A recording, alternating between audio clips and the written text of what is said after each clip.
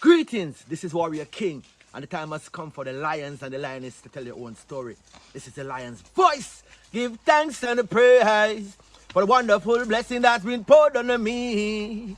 Give thanks and praise. Jah use I as an instrument to set the people free. Jah give her the power to chant.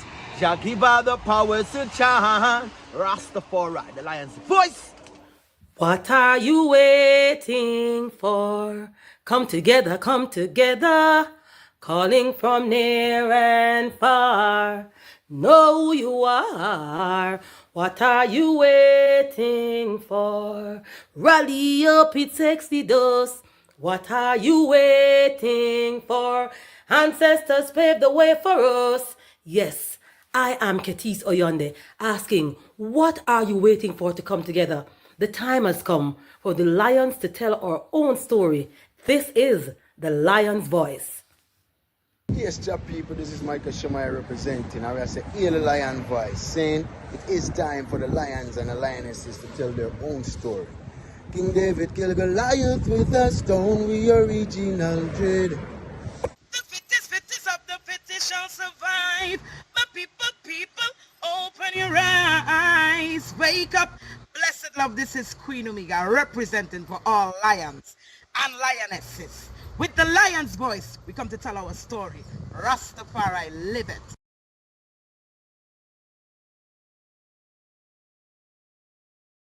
Amina, the time has come for the lioness to tell our own story.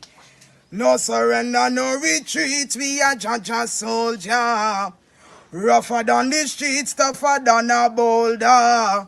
Bigging up lamb's voice. Now put it. I Jalifa said that.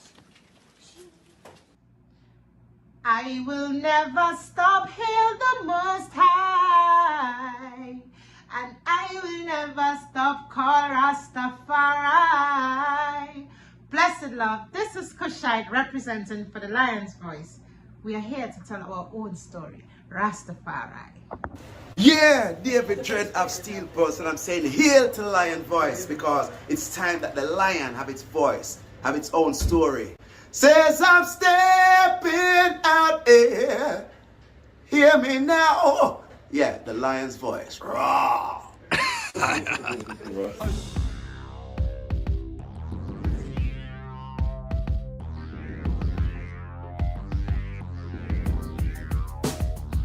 Well, lion voice, tell them that's the people first choice. Lion voice, make the lioness them feel nice. Lion voice, with the lion cubs we sacrifice. Lion voice, got to show the people them the life. Lion voice.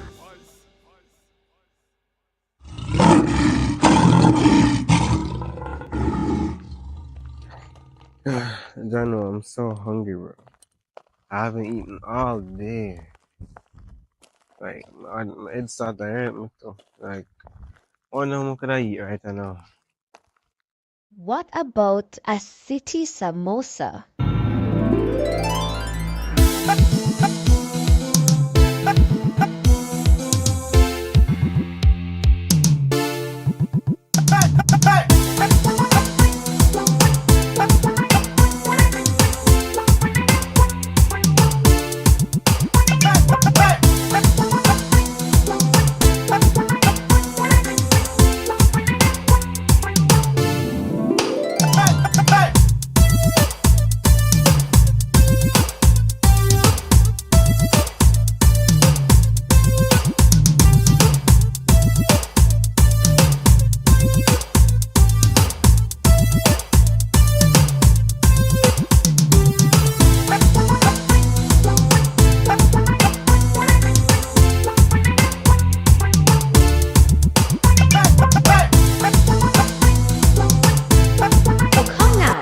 Get your samosa, a fusion of Indian, Jamaican, and African culture.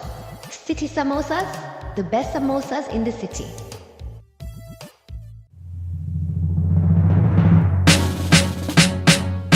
The second beast was given the power to give breath unto the image of the first beast so that the image could speak, and caused all who refused to worship the image to be killed.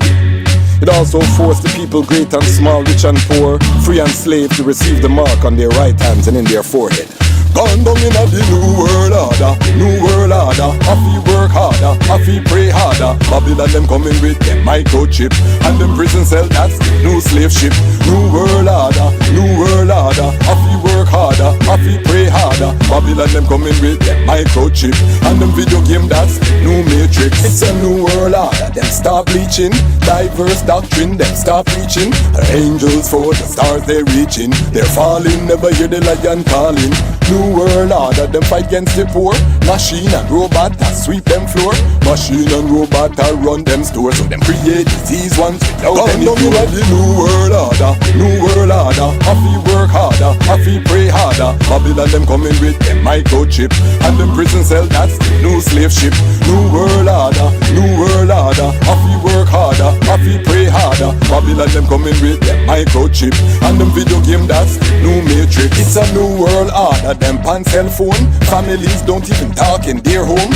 Village farmers get murdered by drones. Village mistress get murdered by stones. New world, so you better call Tyrone. Tell him prepare, use the whole earth a war zone. New world, Satan must feed the throne. So we must exit us and leave him alone. The new world order, new world order. I feel work harder, I feel pray harder. Babylon them coming with them microchip, and them prison cell that's new slave ship. New world order, new world order. I feel work harder, I feel pray harder. Babylon them coming with them microchip, and them video game that's new matrix. It's a new world order. Check the energy, make it so hard to go have a family. Man, woman and child, well that are the trinity. Preserve the bloodline, Solomonic dynasty. Vatican them say you beat at them malice and them thief. Harvest and them reap for the global elite. As when the elder him said, don't you weep, the lion destroyed. What do you have to tell the people about Ras Tre Subira? Light to the world. The king of kings and the conquering line of the tribe of Judah. I like himself. First rightful ruler. Hey yo! Yeah. Hear them high, hear the black king born the 23rd of July. So tell them guy who praise God up in the sky, it's a lie. The Almighty living on your night.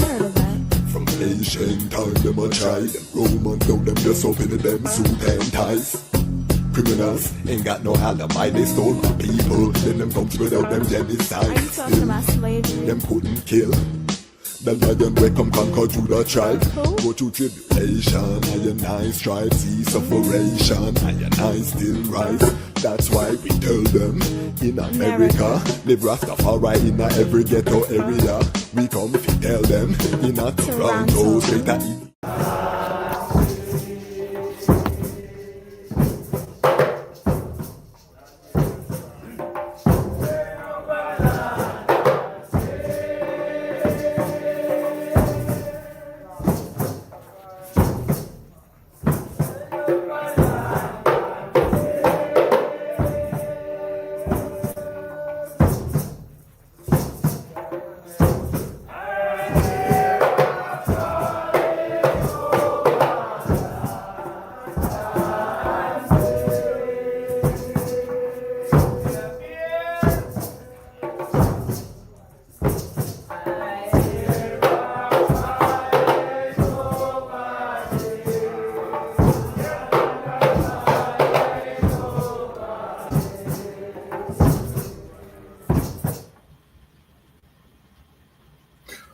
Greetings in that divine name of His Imperial Majesty, Emperor Haile Selassie the First.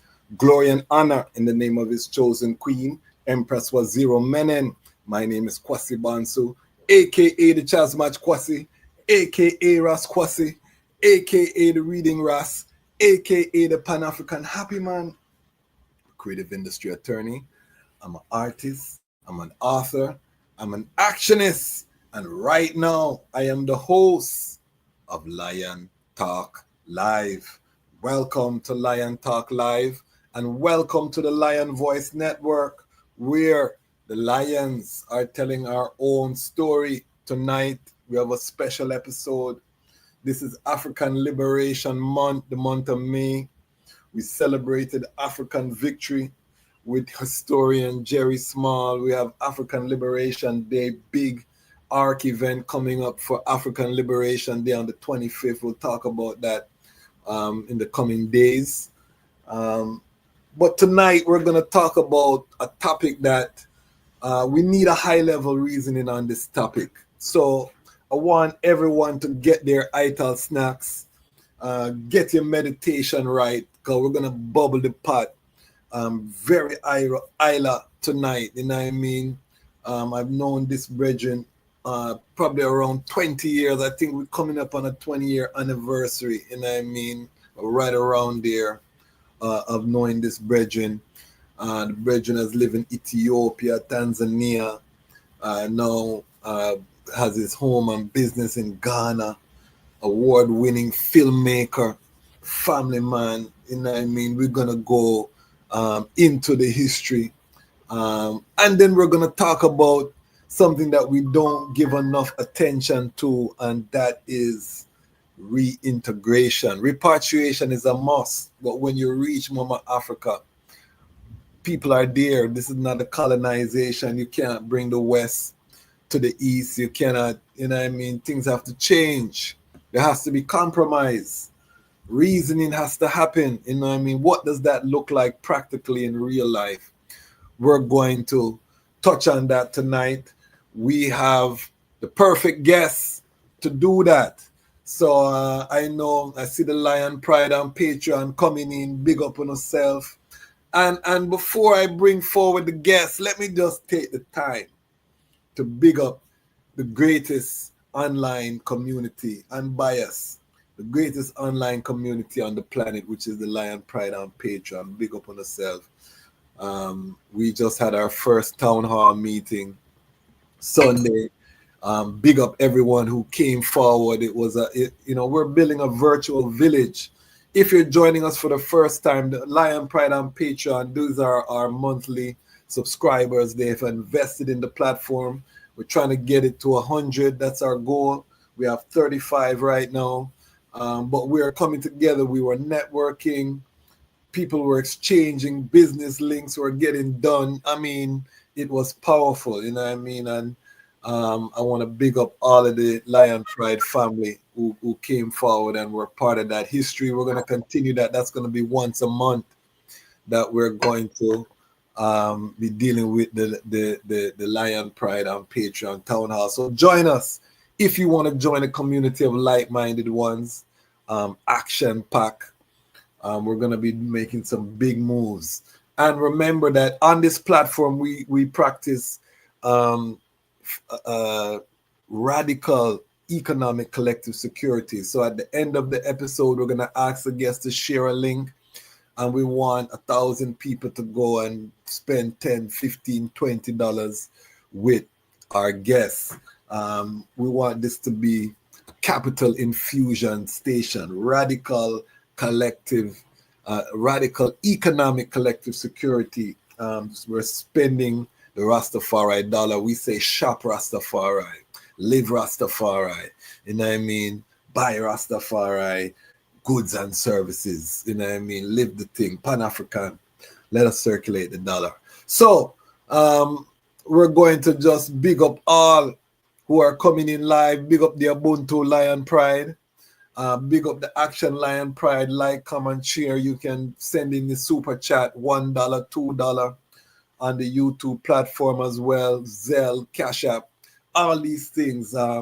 We're building, and we are, as I said, taking our time to build a community, because you cannot do this work alone, you know, and the community is going to help us to shape the guests, everything, you know what I mean? So as we grow, it'll be more representative of the global family. We're getting ready to drop our first reasoning with a Rastafari from Nigeria. So get ready for that. We're going into the history of Rastafari in Nigeria. The item are going to get to hear firsthand what's happening on the ground. We go into some serious Nigerian history. One of my favorite reasons, I'm telling the item, we're going deep into this repatriation, making sure that we hear the voices of our African Rastafari, the born and bred brethren and sistren from Africa. That is the key. Not just I and I returning home, but the story of those who went through the colonization and are waiting for their family to forward in, you know what I mean? That is also part of this epic blockbuster that's unfolding. And we're going to go cinematic. We have a filmmaker tonight. Big up Ras Lidge, Ramia King Design. When you see I sipping I water, you know that's a Rastafari business. Big up Frontline Books, Sekou Tafari. Big up Brother Carl, Phil Potts.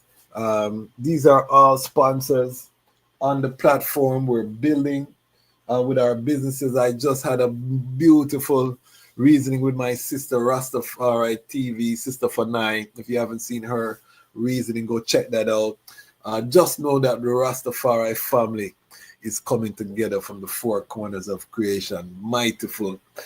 We are approaching a golden age, family. Make sure the item prepare for what's coming. What the item know of Rastafari from yesteryear is not what the item going to see tomorrow. We are breaking the chains, you know what I mean? Organize and centralize. It's happening. So we give thanks. All right. Housekeeping out of the way. Family.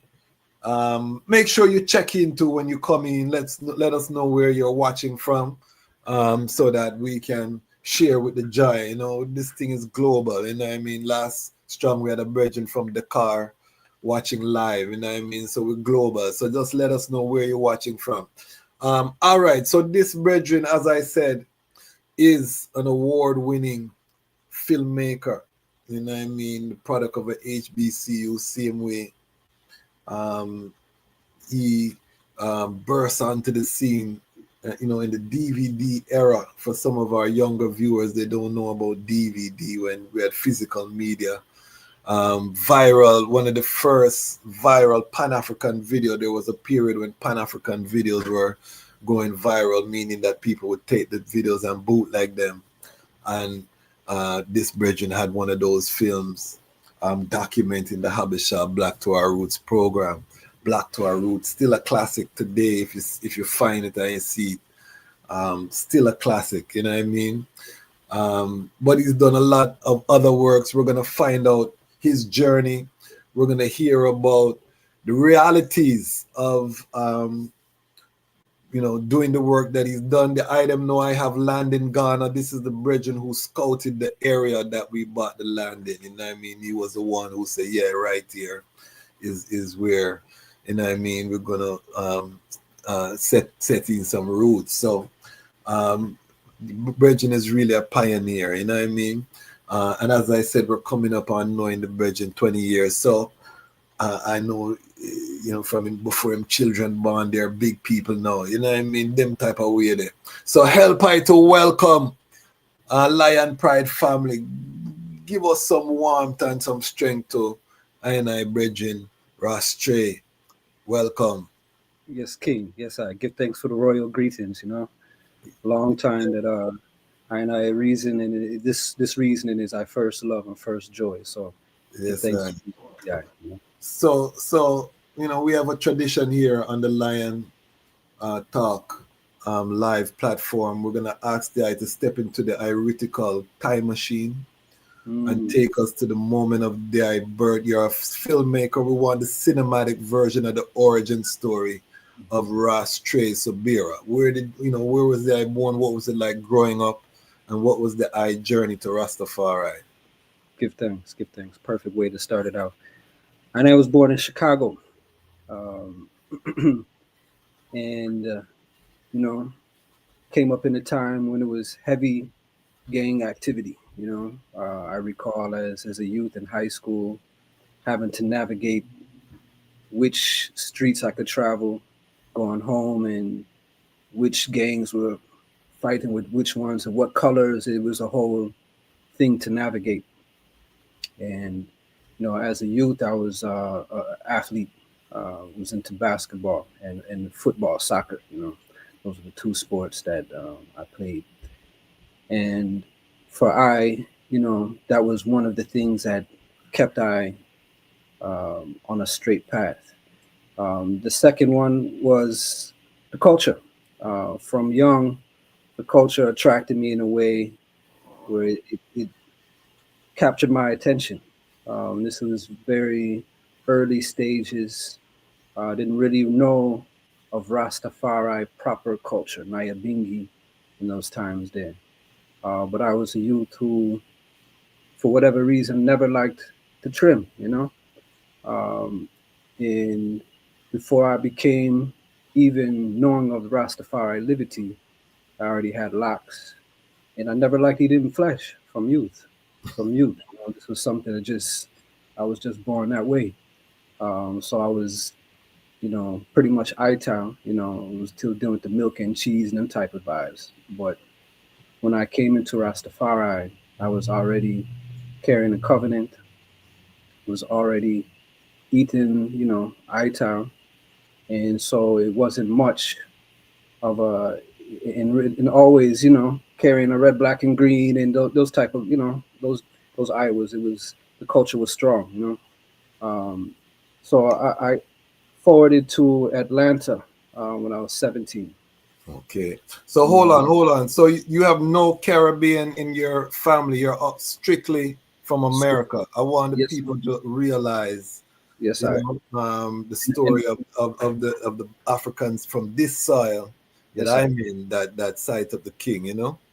Yeah, and let me add a little bit about Chicago. You know, Chicago. Yeah. If you follow the Mississippi River, you know, it ends pretty much, you know, coming to Chicago, and so most people, most families in Chicago, black families, South Side, West Side, they're one or two generations removed from Mississippi, and that is I family roots, Mississippi deep back roots, a place called Dancing Rabbit Creek. Okay. That is where our grandmother was raised, and you know, my parents were both raised there as well. And so, although Chicago was my roots, I have very much so kind of deep Southern Mississippi tradition, blood flowing through I. Okay. And yes, it wasn't necessarily a place heavy with ones from the Caribbean, as the I say. So this wasn't something that and I had even access or exposure to. So you know, I just see that as only through the divine majesty that I was already walking in a path that was very similar. As I said, I was already carrying covenant, and for whatever reason, I never liked eating flesh. And this was my upbringing, you know. Um, and then, as I said, forward into Atlanta, I forward there at 17, and I recall in my first week of being in Atlanta, I was sitting down somewhere eating what I called my vegetarian plate at the time. And a brethren came up to I and was like, "Yes, I, Rastafari." You know, now the time there, I didn't know of the king. I just knew Rasta was a one with locks and burned ganja. That's all, you know, that was what youth knew. I didn't know Yes. of his imperial majesty. So I'm looking at him, you know, and he looking at I, and he like, you see in the ital plate, the locks. So he just assumed that I knew of the culture of the liberty.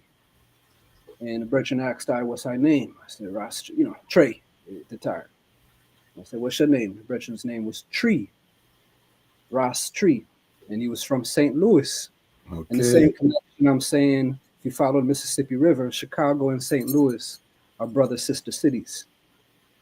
St. Louis is the last stop before you reach Chicago.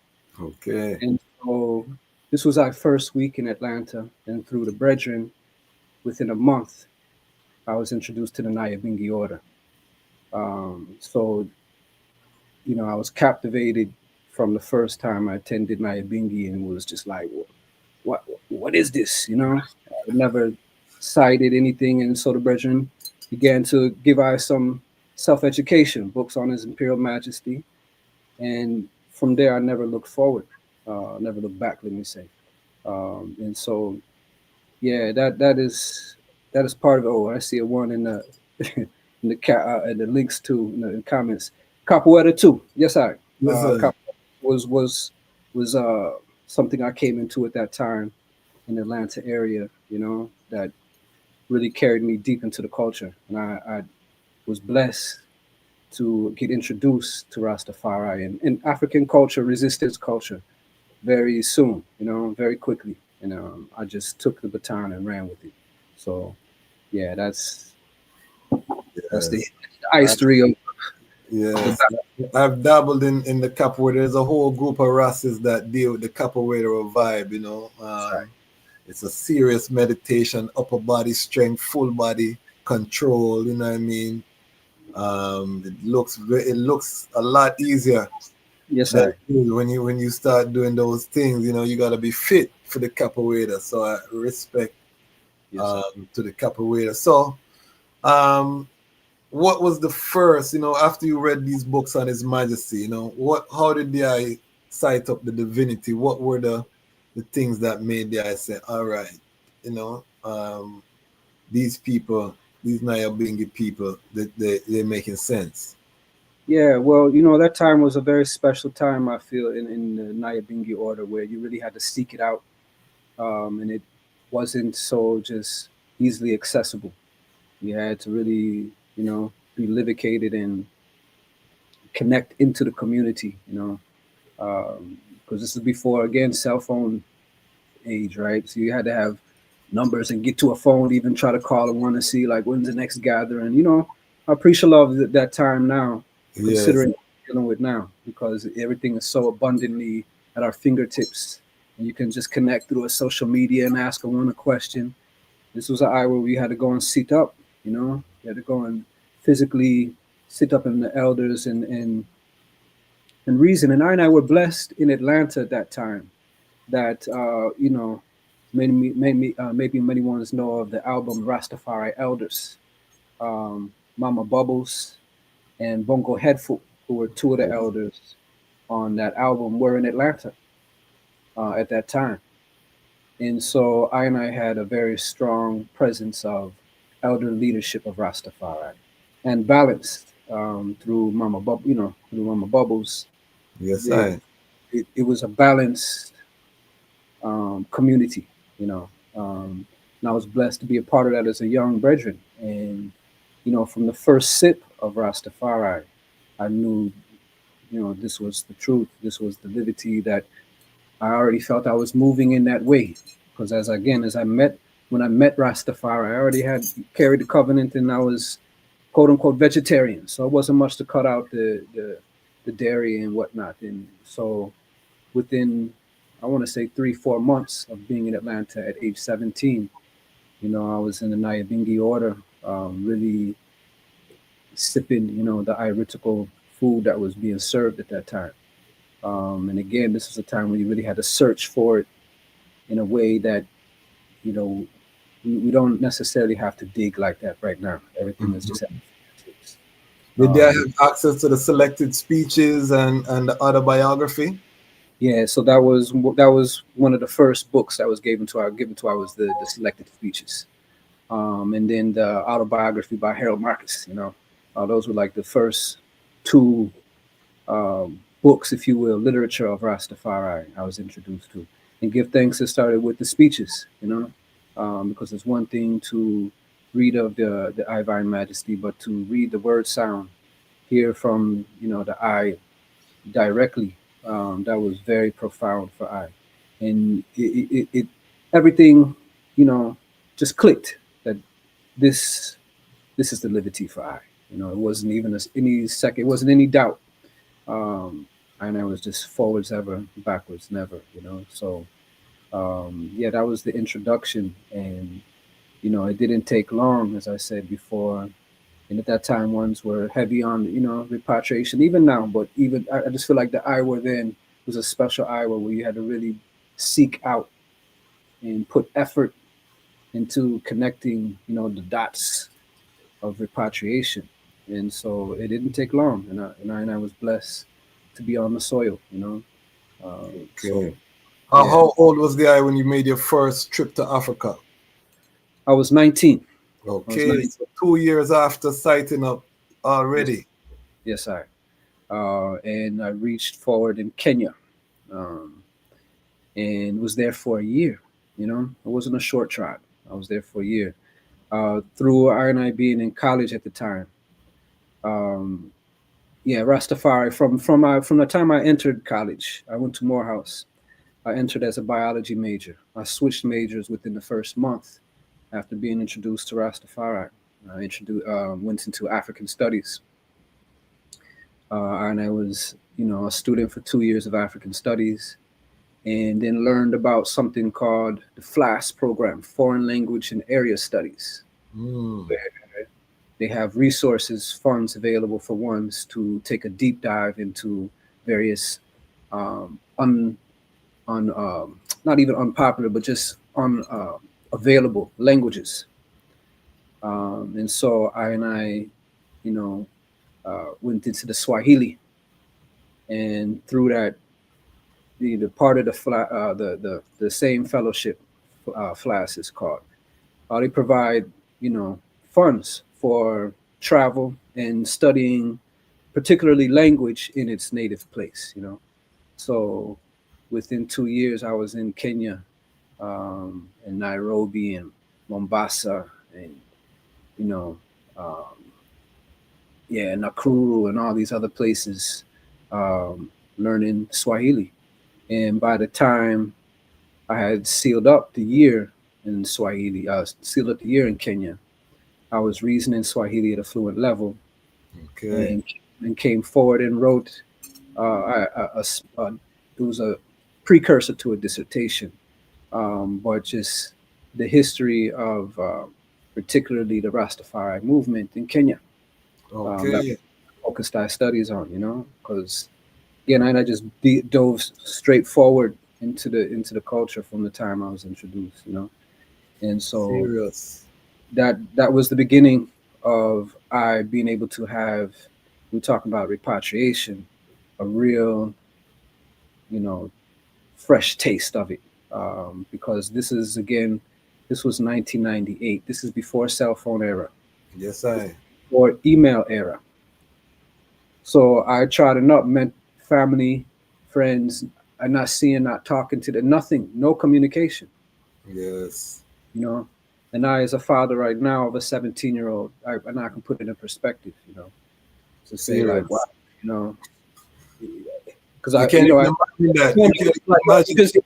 you're just gone for you. We can't reason with you, like Yeah. the ones Serious. didn't have information about what the conditions were. It was a different world. It was a different world. You know what I Yes, sir. mean? Yes, sir. How important is language? As a brethren now, you trod amongst the people. You've experienced that feeling where noises are happening around you, and you're just completely, it's almost like you're locked up in a cage. You know what I mean? Yes, How sir. is that feel now to acquire the language and then everything come to life, everything have meaning? What is that? Describe that process. Yeah, the language is a key. The language is a key for I and I, particularly of Rastafari seeking repatriation. Language is essential because through that, I and I can build some understanding with the locals. Ones have questions about I and I.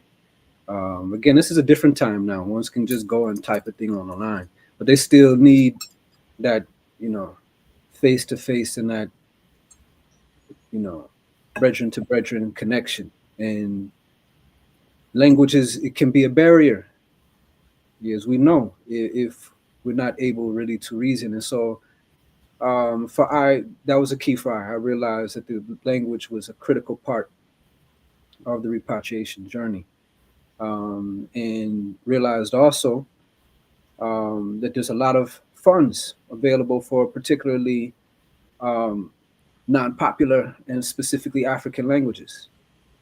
And so through I being in school at the time, I figured out how to use the schools, the universities, to fund a study of African language and connect it to charting forward. And there's a whole, that's a whole nother reasoning. But for Yeah. the youth, they should know there's a lot of resources for particularly language study, that can fund that. And that was our mission, and that's how I was able to trot forward. It was something again called a FLAS fellowship, which stood for Foreign Language and Area Studies. So it was a very intense, focused on language, Swahili. And through the 1 year of intense language study, I was very fluent. I had to come forward and write a report in Swahili about what I had learned. And then did it again, which we'll get into that chapter. But then in Ethiopia, Okay. same way through the same fellowship flask, and Uh, so all no, in all, I would say that I and I need to even look at the universities as a way of funding I and I being able to do some of the research and groundbreaking just research for I and I repatriation mission. That has been my experience, and it was a blessing, and His Majesty used foreign universities for training, and I think we have to be more strategic with our youth until we can build our own universities. We have to be strategic with our youths and have scholarships and different vibes as well that can support. That's right. Talk to I and I about being a teenager in Africa, late 90s. You know what I mean? What was that like? Was the I just moving around the races, or did you mix with the wider Kenyan society? Yeah. Was you clubbing? What was the vibe? Beach. What was the vibes? Yes, I chose Kenya because it was the closest I could get to Ethiopia. Okay. Again, from being introduced to Rastafari, I didn't tarry. In those times it was a deep dive, and I just went straight into the culture. Those times Ethiopia was still, unstable, dealing with a lot of, war with Eritrea, and so there was no opportunities to do study abroad in Ethiopia, and so I went the closest I could, which was Kenya. Okay. Program that I enrolled in again was called SIT, Students for International Training. They selected a group, but each one, so they started off with small research projects, like 2 weeks, and then it would go to 3 weeks, and then a month long, and then a 2 month project, and then a final culminating major project. And so I was trotting alone. I wasn't studying at a university. Uh, I had to develop research proposals of what, I would go to this area to study this particular thing. And then we would come forward and they would test I and I on our language, and then also have to present what we learned. And so during that time, again, I was really trying my best to get to Ethiopia, but Yes. the research I and I was doing was all centered on Rastafari. Okay. In uh, trying to uncover the Rastafari community in Kenya at that time. Okay. It was mainly in Nairobi and Mombasa, where I and I was doing most of our studies. I My culminating project for that particular mission, I did in a mountainous region, which is on the border between Kenya and Ethiopia, that they call Okay. Taita. And Taita was about, from the nearest road, it was about a 2 hour walk up in the mountains. And I had to arrange things like homestay and all of that kind of thing. And this is late 90s again. So there was no electricity in the village. This was real grassroots, getting a real taste of Okay. what it means to, repatriate. And for I coming out of Chicago, I didn't have the farming skills and the connection with nature. And so that's what I was seeking. And so that's why I particularly devised that research project, so I could be away from the cities and really forced to learn the language. And that was the best thing for I. If I had stayed maybe closer to the capital and some of the other areas where it was more fluently English speaking, it wouldn't have made I uncomfortable. And I began to learn to be. I began to learn to appreciate love being uncomfortable, because that's where I and I grow the most, is when you're uncomfortable. And I Okay. learned that through the repatriation mission, that it's all right to be in a place where ones are speaking, you don't even know what is being said. And at times, they're talking about you. You just know it, just by the body language, and one's looking at it, they're talking about the eye. So it was a great experience for I, in terms of learning to be confident in thyself, learning to learn body language over the verbal, be able to read irids. It was iritical education Haile. in a certain way, because and then it also forced that again learn Swahili quickly. And so yeah, that was the beginning of it. And from the time and I'm blessed that I had that long experience, and a one that was non-traditional, not at a university, staying in dorms, because it was really a good precursor to what repatriation would be. It's true. It's plenty of moments where same way, you're uncomfortable, you're in places you don't know, language around you, you know what I mean, you don't understand, and you got to find your way, you know.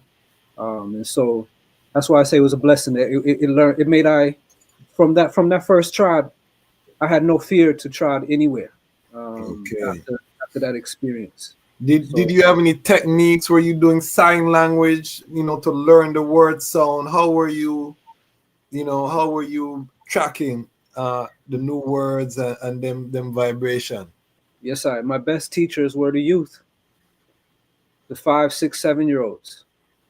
I spent most of my time with them, learning children's games and learning basic commands. And then I started moving up to the 10, 11, 12, and into the teens. And it wasn't until later I became more comfortable reasoning with the adults, because youth are pure in a certain way too, where all they really want to do is play games. They're not looking at like, oh wow, this one from abroad, what kind of, what can I get from him? They're not Yes, looking at it. yes, yes, And yes. so I began to learn certain things that became part of repatriation training, which is, get close with the youth, you know, learn the language, get close with the youth, and that will be your introduction to the culture. That's Yeah. brilliant. That's Yes, sir. brilliant. Because they're also learning the language as well.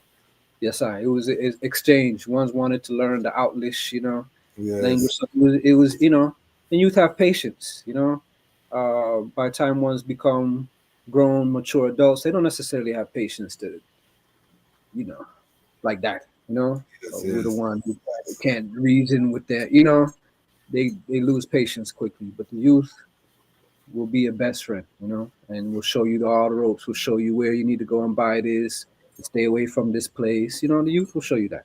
And so I give thanks. You know, that was our blessing. Does the I still have links in Kenya? Yes, I. But again, remember, this was before cell phone. Yes, sir. This is before the cell phone Iowa, where we put it in perspective. The village I was staying in, they had one phone in the entire village, and it was at the general store. And so, you know, over time, a lot of those links have been lost through Yeah. now even into the digital era. You know, but yeah, and I still have links. Kenya, and then the next trial, as I said, was Tanzania, 2 years. Yes, yes. Okay, take us through the Tanzania chart now. Yes, Tanzania. Again, I uncovered in that first trial that through education, and particularly universities are all about funding research. I began to realize that they're in the business of research, and so I learned how to put a proposal together. Key skill, key skill.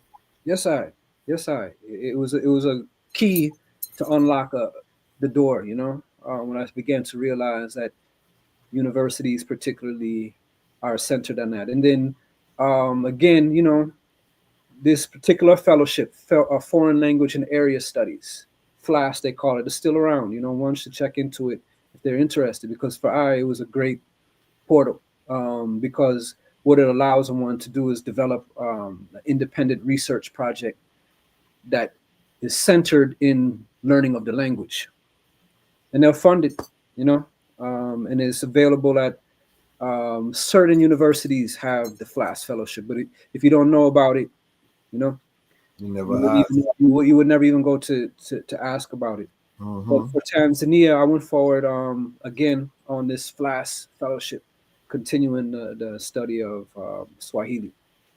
And for Kenya was great. It was a great portal, great opening to Africa. Tanzania was a step better. Tanzania, I just felt like the yeah, I could have, had I had the means, I would have planted roots right then and there in Tanzania. The place was Haile, Dar es Salaam, Mombasa, coastal cities, Haile, just be, I mean, Haile places, small town vibes. Right, for the people who are not familiar, because some people, you hear Africa, they're not thinking about white sand beaches like Negril Yes, sir. and turquoise water Yes, sir. and them vibrations. So describe for people when you talk about Dar es Salaam, when you talk about Mombasa, Yes, what sir. these places look like. Yeah, I said it already. White sand beaches.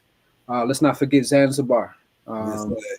One of the major trading capitals going back to ancient times, where ones from the Far East used to come and trade with, Africans, and also too a precursor to the West African, enslavement of I people. The first, began in the East, and particularly Zanzibar was one of the major centers, and you'll see a lot of what they call the Swahili culture. Swahili language, we know, is a major language throughout East Africa, but the Swahili are people. The Swahili are traders. They're coastal people. They they're known for sailing up and down between the Indian Ocean, between the Saudi Arabian Peninsula up to Ethiopia and them regions there. And so Swahili is a very simple. It's a trade. Swahili developed as a trading language. It comes from oh gosh, there's a family of languages I'm blanking on right now, but There's so an Afro-Asiatic. yeah, Asia, but it's gonna come to me in a moment. The word that they call it's the largest Bantu. That's it. Yes, Bantu languages. It's the largest family of languages throughout Africa, yes. down into South Africa, some parts of Central Africa. Um, the Bantu family of languages is what's spoken. Swahili is a derivative of the Bantu. And so it's a very simple language. It's a language developed for people to trade. And again, I was exposed to knowing that being able to reason small will open up doors. One's know you're not native, but to see you trying, to see you learning, it goes a long way, And so I should remember that in this repatriation mission as well. That Humility. It takes humility. yes, and to see that you are serious. I carried around a notebook with me. And ones would say things, and I would write it down, and it opened doors. Ones would be like, "Yo, come stay at the gates." I, you know, and so I learned a lot about repatriation in them early hours, about how to connect in places where you travel into a new town, you don't know anyone, and how do you build some friends and colleagues and ones you can trust. How do you, when there's places where there's no guest house, where there's no hotel, you know how how did I find a place to even rest? I was blessed to learn those things as a skill. It's a real skill. I Serious. learned them early, and language was the key to that, and humility as well. Language and humility. Ones see you putting effort to reach them on their level, being humble, coming in, bringing, when you reach a gates, bring some small bag of food. Say, oh, there's a bag of rice for the family. Just certain things like that. It opens doors, and those things have taken I all throughout the repatriation mission. Learned in those very early hours that those things alone can open up doors, And so for I now in this digital age, we shouldn't forget that, We shouldn't forget the importance of, human to human contact, and not just sending a text, and not just sending but go to their family, meet their mother and father, and, bring them some small food, and you know what I mean? Like, these things will carry you a long way. That's huge in Africa when you visit, carrying some type of offering, it's a huge part of the African culture. particularly when you're dealing with the royal families. Yes, And we're gonna touch on that as well. Did I get a chance to sight up any wildlife in those early trads? Oh, yes, yes. I mean, Kenya and Tanzania are the place that people flock to for safaris, And Kenya, Kenya especially. Well, Kenya and Tanzania. The wildlife was amazing, A couple years forward, So I always carried a camera with I from high school. Yes, we're gonna get into the Photography. filmmaker Yeah, side. we'll get into that, right? I got introduced to photography in high school, where it was still taking pictures with film. You had to go into the dark room and develop your negatives and all that, not the digital thing, where you had a roll of 24, and that's it. You know, we have to put it in perspective now. And film was Yes, expensive. sir. This is ancient history you're telling the people about now. Dark room. I'm even thinking about that because I remember in every high school had the dark room. You know what I mean? You don't hear nothing like that again. But even more so the fact that so I tried in Africa. I got a little camera with I got a number of rolls of film, but each one of them rolls only carry 24 photos I can take. Or the sometimes they'll have one with 36.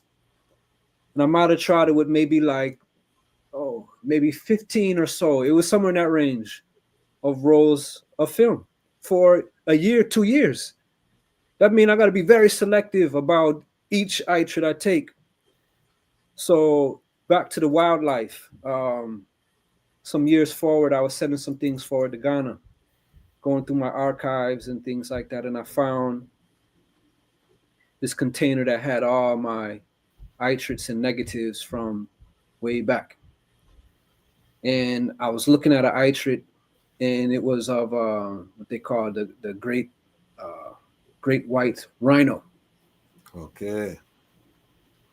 And for whatever reason, I happened to stumble on these two rhino at a moment where they were mating. Okay. Quick, pull out the camera, snap,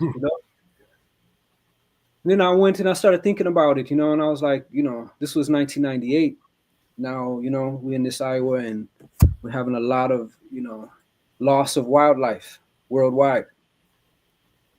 So I don't know what it went made. I went and just checked the thing online, come to find out. And I remember, at the time, this might have been like 2022, something like that. Mm-hmm. It said that the last great white rhino was deceased like maybe 2 years ago. So it's a particular species that now is extinct. Yes. So to put it into perspective, I looking at this itrate, two rhino are mating at that. I just went online to see, okay, well, National Graphic, what picture is worth something now. You know what I mean? Because real. That's just a small, anecdote, but just we're talking about setting up the ecosystem, so we gotta talk about that because all of that content that the eye have, yes, I. You know what I mean, is a whole institution by itself. Sorry. Yeah, free up, King. No, I was gonna say, because you can take ones from the analog days, up through the digital. Yes, but continue in terms of the journey and leading up to the wildlife, filming the wildlife. Yeah, just again, in the first this was just photography. This is before even video camera was available. Yes, I. So I was just taking photos, and I'm glad it was before the digital era because I still have the film strips. And had it been something just on the phone or something, you know how the thing go. Yes, I. Years later, your phone crash and you lose all the itrates and you never back them up. And you see, but it made I realize, when I discovered this deep in the archives and I started going through and I was looking through the itrates, that I was able to appreciate love because I was able to cite a time period of Africa that doesn't exist anymore. Wow. This was pre cell phone. This was pre-internet. Yes. And so the culture was very traditional. Yes. And I, had itrates of the families I was staying with, all the youth who were teaching our language, you know, had itrates. And the thing is about an itrate too, as soon as you see it, you might have long forgot about it, forgot them, forgot what their name is, forgot all about a whole experience. You see a one itrate and they just come back to you quick, like, oh, Yeah. I remember being in this village in this moment. It all come. So it's been a blessing for I. Being the one who always carried camera, and it definitely was the seed that then sprouted into the documentary film, Yes. and I can get into, but that was the next step of our journey with the documentation, and it all started from Child in Africa, that's really what made I get into the media, if you will, Yes, I. because What? How long was there in Tanzania? 2 years in Tanzania. Okay, so Yeah, 1 year in Kenya, 2 years in Tanzania. yes, I. And by the end of those 2 years, now that's 3 years total in Swahili speaking East Africa. Um, you know, so again, to connect it back to the school and university, right? I realized that universities again fund research, and particularly there's a fellowship, I mentioned it, FLAS, Foreign Language and Area Studies. Yes, sir. We posted a link in the comment section. The Yes, I producer, the producer posted the link, found the link, give and thanks. posted it so one can check out that. Yes, I want you to check into it because it will pay for your graduate education, and you don't have to major. So I was getting deep into the media that Iowa, but I didn't have to go to school for me. I could have gone for any particular subject. What for the particular fellowship is about is specifically a deep dive into the language, Mm-hmm. and the language being a critical piece to connect to the universities. So then I began to realize universities are all centered, their funding is around research. So when I went to Tanzania, I started thinking and looking up, like, all right, I'm in this particular part of Tanzania. There's someone in the world where their research is centered here. It might be a certain fauna species or whatever. Mm-hmm. I got this camera. So I started reaching out, I started researching and reaching out to professors and academicians and introducing myself and saying, hey, well, I know your research is about X, Y, and Z, and I'm in this region. Mm. Go and do some interviews, or I'll go and do some photography on commission to assist your research. And began to realize the funding of research is a whole nother, That's a whole ecosystem to itself. you know. So repatriation, Rastafari was the inspiration, but it all connected to education, particularly to the telling of stories. That's what the photography and then the documentary film, which we'll get into, was all for I about trying to tell stories. Mm-hmm. That's what birthed, this particular love of I, which is something I still doing in this Iowa. And so ones have to really look within themselves too, and see what talents they have and how they can be of service to ones, not just in their immediate environment, but we now living in a world where it's all interconnected through internet, and ain't nothing to look up something, and that is a whole, I think, a very under um, discussed uh, avenue to funding is connecting it to research, particularly study of Africa, connecting the art forms. Mm-hmm. Yeah, man, it's a thing that I should look into deeper. And a lot of us have teenage children. These are things that we can share with our youths, that can help them to pay for their school. So this is vital information. We have Ras Tre, award-winning filmmaker here. If you're watching live, please put in the chat where you're watching from. I'm going to read some of these comments. Big up all of the family that are watching live. I see the Lion Pride checking in. Yes, I blessed love. Give thanks. Rasta Roots Life. Rasta Roots is that the eye that joined us in the Patreon recently. I want to big up Rasta Roots. We're about to add him to our list. Bless up. Big up Sister Emmanuel Gain me, my Haitian sister. William Thrash, big up yourself, Lion Pride and Patron out of Atlanta. Family Royal Greetings, Priestly Warrior, hail him, Emperor Haile Selassie, Jah Rastafari, glory and honor to his chosen Queen Empress with zero. Menen Asfa, big up yourself, King. Yes, I a perfect time for this reasoning, brethren. Yes, you know that we are Rastafari Independent Non-Aligned Media. Yes, sir. And so we are giving the reasons that are relevant to our family. We got to feed the root, you know what I mean, to keep this thing powerful. Black Palace Music, peace. Bless up yourself. Yes, I love it. Let us know where you're watching from. If you're watching live, Lidge Tafari, family outer, Philly. Big up yourself. Lazy Man Fontana, San Diego, California, checking in. Big up yourself. Rastafari love from the Caribbean. Big up yourself, family. Greetings, all ones and ones. Lioness Love Child, big up yourself. Okay, viewing from Delaware, big up yourself. King, greetings, all ones and ones. Yes, we're a global platform, so we like the checking in. We have a brethren here, again, award-winning filmmaker, multilingual, multilingual, because we don't reach Ethiopia and the acquisition of the Amharic language. The brethren is currently learning Tree.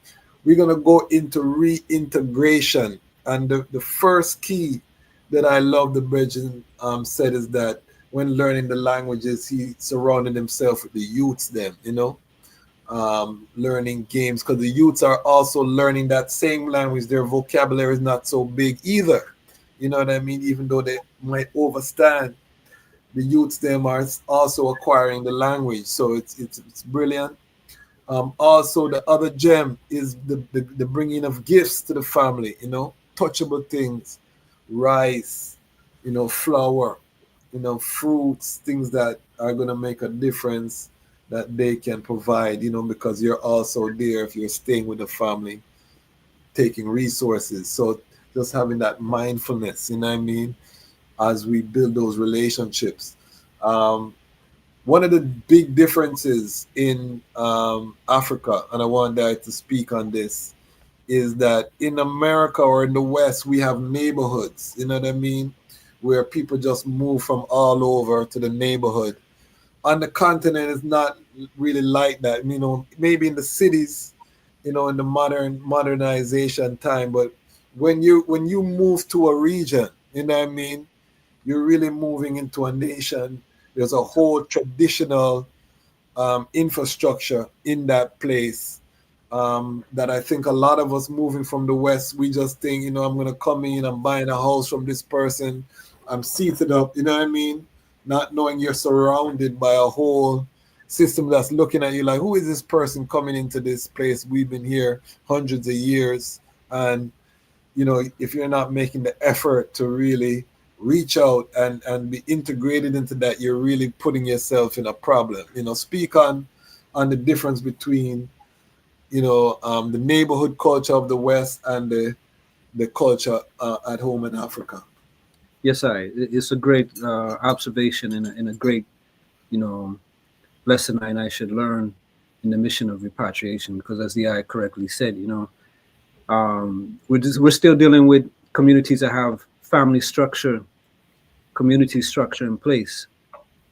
And one of the most offensive things that one can do is to be unwelcoming to visitors in Africa. Throughout every region I've been, ones are very welcoming.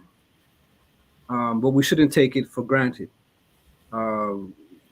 We should, again, as the eye correctly said, and I was saying, bring some small gifts, share something. I, you know, again, we're talking about the photography and certain things. I carried a small little photo book with I and show them, oh, this is I family, and this is where I'm from, and this is this and that, and share them part of your story. This is how ones feel connected with a one, and this is how it opens doors. We have to come humble.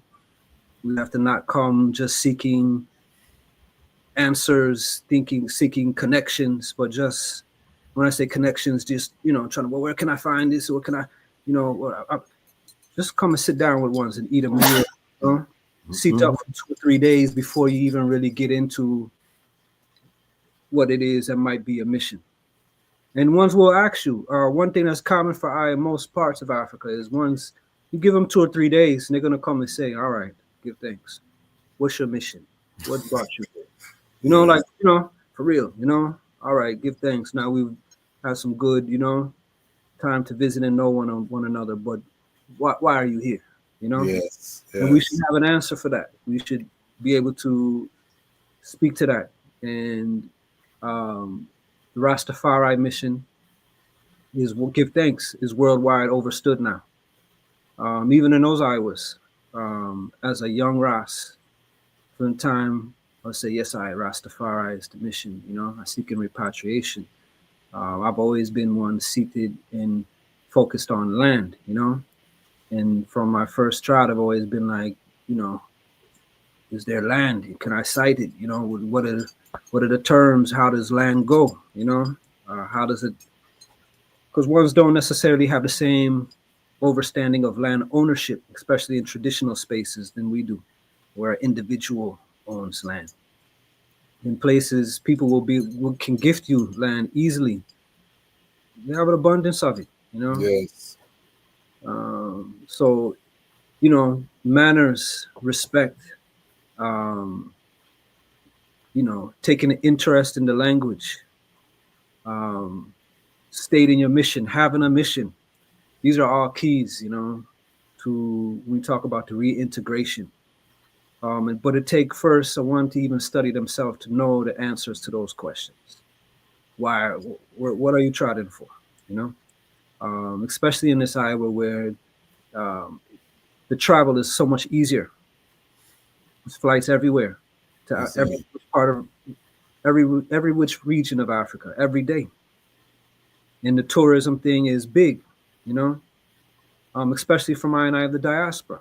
But are we coming as tourists, or are we coming to connect? And so we should take time to build those connections, which takes time. It's not just dropping in one day and they say, all right, well, tomorrow I'm headed out this direction. And after that, I'm sit up for a few days, sit up for a few weeks if you can, in just one space. Let them see you over some time. Let them slowly bring their guard down to open up and say, all right, we see that this is what you're dealing with. And then let them, and it's a conversation. And many times ones will be glad to assist in the mission, but it takes time, and in this Iowa where everything is so quick, and even our trot-ins and visits, most times ones all they can afford from getting away from work is a week, 2 weeks, 3 weeks. And in those 3 weeks, we're trying to hit 10 different places for 2 days, and we, a piece, and we staying at a hotel. You see, it's not to criticize, but I'm saying these are things I has learned from, a very different trot, where I had to seek up for time and and then let's also say that as a Ras, a Rases, ones are going to be watching the eye closely. They might be watching from afar, but they're watching. Of course. Good manners and good behavior take ones a long way. Go and greet the elders. Make sure everyone see you going and greeting the elders. Bringing some items, some fruit. Let one see you doing these things before you start asking questions about this is what I want, and I look and checking for this, and I want land. Let them study you first, But no, you're being studied, They're watching closely. They've never seen I and I up close and like this, especially we're getting out of the cities and we're more in the rural and the town and villages. They've not seen I and I close. Yes. So, they're a little bit um, comparatively to culture in the West. They'll stand and watch for a while before they'll come close to reason. By that time, they've been watching the eye. So know that every interaction is being watched, and what do you want it to communicate about your mission and what you're there for. These things will take ones very long, very far, I should say, if we're just aware of that. And again, take our time. That's one of the things that I see now, because the air travel again is so easy. One's just in and out, and we're not able to really make those kind of connections. Um, where you really are expanding your community. And again, for repatriation, ones have an abundance of land. Ones can offer you land because they just love the vibe and they support it. And ain't nothing to give one especially talking about a couple plots or something like that. And so ones will, in our younger years, ones will come into I and offering their daughters, saying, come and marry, be a part of the. I'm glad you went there, because I wanted to touch on that, because the D discipline is so important, especially in the rural areas, because every beautiful young lady is somebody's daughter, is somebody's, you know what I mean? It's tied into a traditional system where they're looking for their daughter to, bring in a husband who can earn for the family, Yes, you know what I mean? And be an asset to the family. So, this is one of the areas where in different parts of Africa, you have brethren from the West that go over there with this kind of womanizing mentality and create a lot of damage, on how one's even sight I and I. This is happening in Ethiopia. Yes, You know what I mean? This is happening in various places. So one of the things I really want to stress for the younger brethren especially is that discipline when they're going on the trod, because it's not as frivolous, in the West. And as you say, people want you to marry their daughter because they're looking at, it being a benefit to the entire family. So if you deal with the daughter, have youth, and then you gone back to foreign, that is devastating, because no man is gonna take their daughter now. You know what I mean? She's kind of the family's root, investment then in their daughter to tie them to another family or connect them with another family has been ruined. So talk about how important that social aspect, as you say, ones have offered their daughters. Yes, I mean, yeah, I said it already. The family structure is much stronger than I and I here. Ones have extended families, all living close by. The aunts and the uncles, the grandparents, and the extended family is there. They have land there. They have abundance of it. They see I and I as a strength financially. There's a blessing and a challenge with that perception. But ones, especially from the time they see that you have good character and focused on a mission, they will open the doors and say, "Come, and this is my daughter." And if we're not disciplined within ourselves, right? You see, this is where the challenges come in. Yes.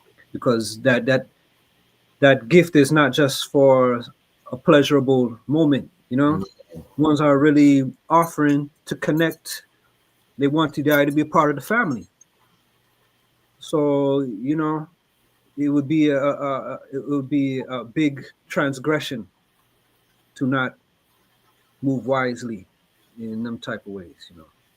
And we're talking about cultures where even from the time one might be intimate with a one, they consider now it's almost it's a marriage. That Yes. is the ceiling of a marriage. So we shouldn't treat it like I and I do in the West, where it just can be a fledgling experience. You say, "Oh, it was great," well, see you around, and no. Um, those things can be a blessing, but it can also get you in serious trouble, and particularly as Rastafari. I'm glad I touched on it, um, particularly in certain places, Ethiopia, Yes. Rastafari brethren, we have that stigma now Yes. because so many ones have come and just been real, loose with themselves, and it's it has tarnished the name of Rastafari. Yes, I. You know, the ones are looking at I differently. You know, and then too, being in the cities, you have the whole you know prostitution thing too, Yes, I. where women are presenting themselves, but don't need it. This it's business. And so on that level, if you're not careful, you'll find yourself thinking that one just was so into you and loving you, and meanwhile you find yourself they done ran your pockets and certain kind of things, because you know that is the one thing they feel they have. If they're looking for just a financial thing and you loose with yourself, trust that they have their ways too. You won't even know it, and before you realize it, you know. And there's plenty of Rastafari stories. I won't say Rastafaris. Plenty of stories on what Rastafari brethrens. This is the real. This is why Rastafari Independent Non-Aligned Media is so serious, because we're gonna touch things that you don't really hear other places. But our generation, I and the brethren, we're getting a little bit gray. You know what I mean? So we have a responsibility now for the ones that are coming after us, that we have to talk about these things and set the standard. As I say, Rastafari is not a religion, but there's a standard. You know what I mean? And the standard is Kadamawi Haile Selassie the first. You know what I mean? And Empress was Zero Menen. So we have to drill this into our platform so that the brethren them who have weakness, all of us as brethren can have a moment of weakness or can have weakness. But that shouldn't be the normalized vibration, like, brethren get together and we just lose. You know what I mean? That shouldn't be the vibration. We know humanity is humanity. We're not judging. We know, brethren, things happen in life. We're not talking about that. You know what I mean? We try to avoid that. But we're talking about just not being disciplined, coming in very loosey-goosey, and you know what I mean? That's what you're looking for when you're dealing with the young ladies. You're not looking to build. You're not even, that's not even your iris. You cannot come to the continent. We are on a mission, and you're messing up the brand of Rastafari for everyone. You know what I mean? If we look at it from a branding perspective, one order, you're messing it up, with that kind of behavior. This is a family man vibration. Talk to I and I about the Ethiopia child now, because I actually learned Amharic, in addition to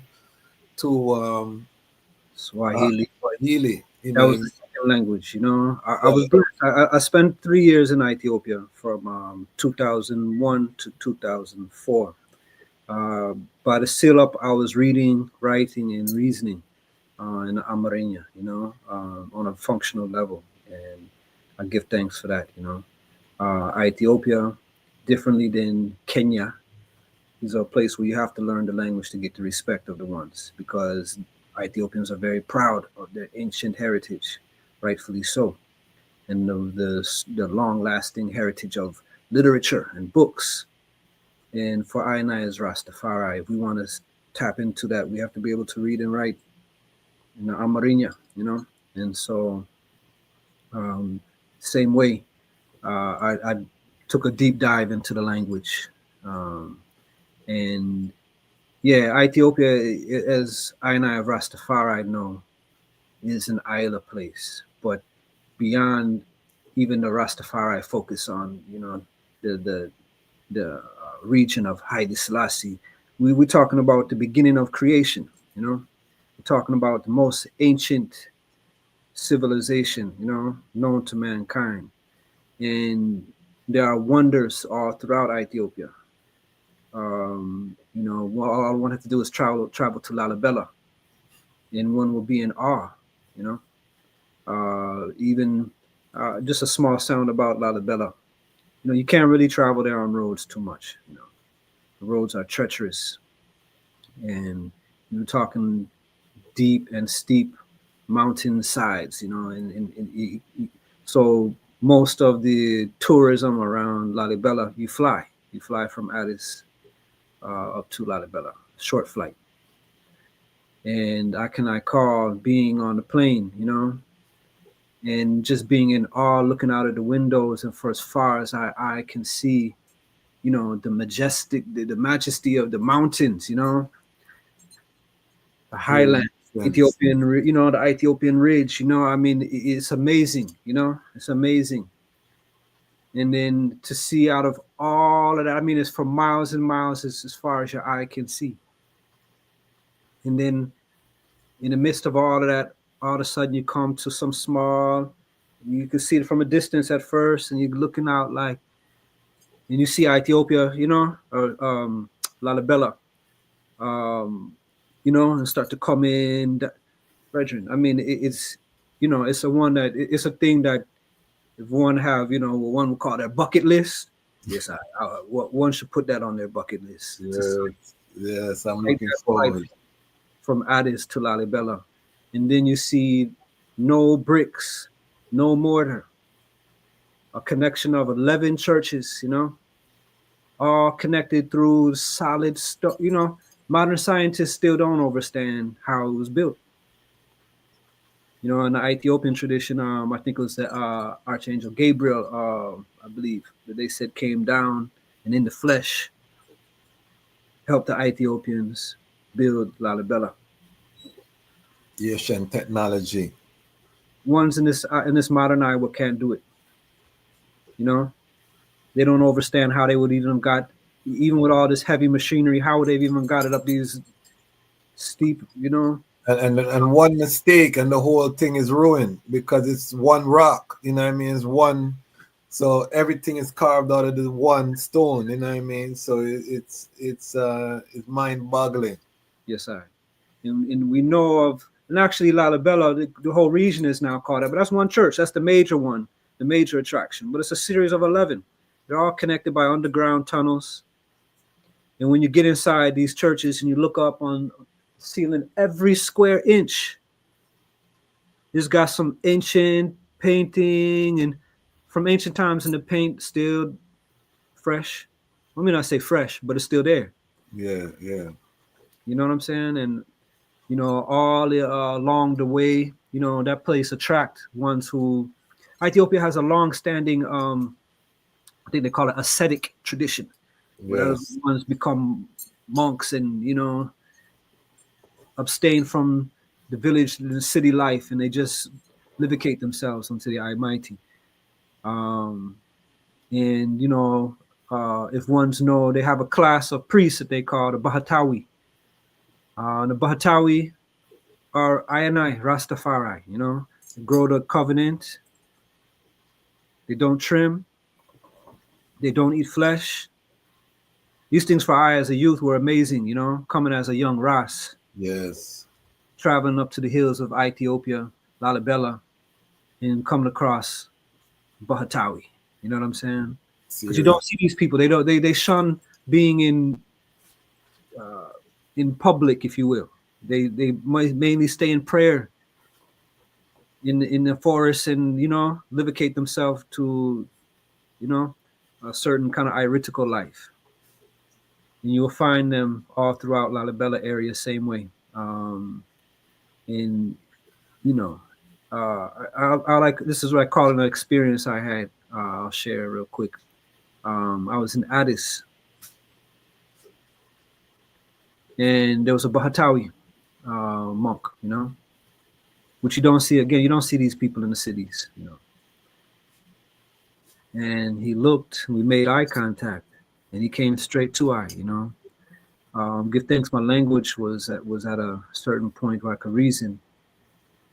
The brethren pulled I, around and opened up a sack, and it was probably about, half pound of Aisha's.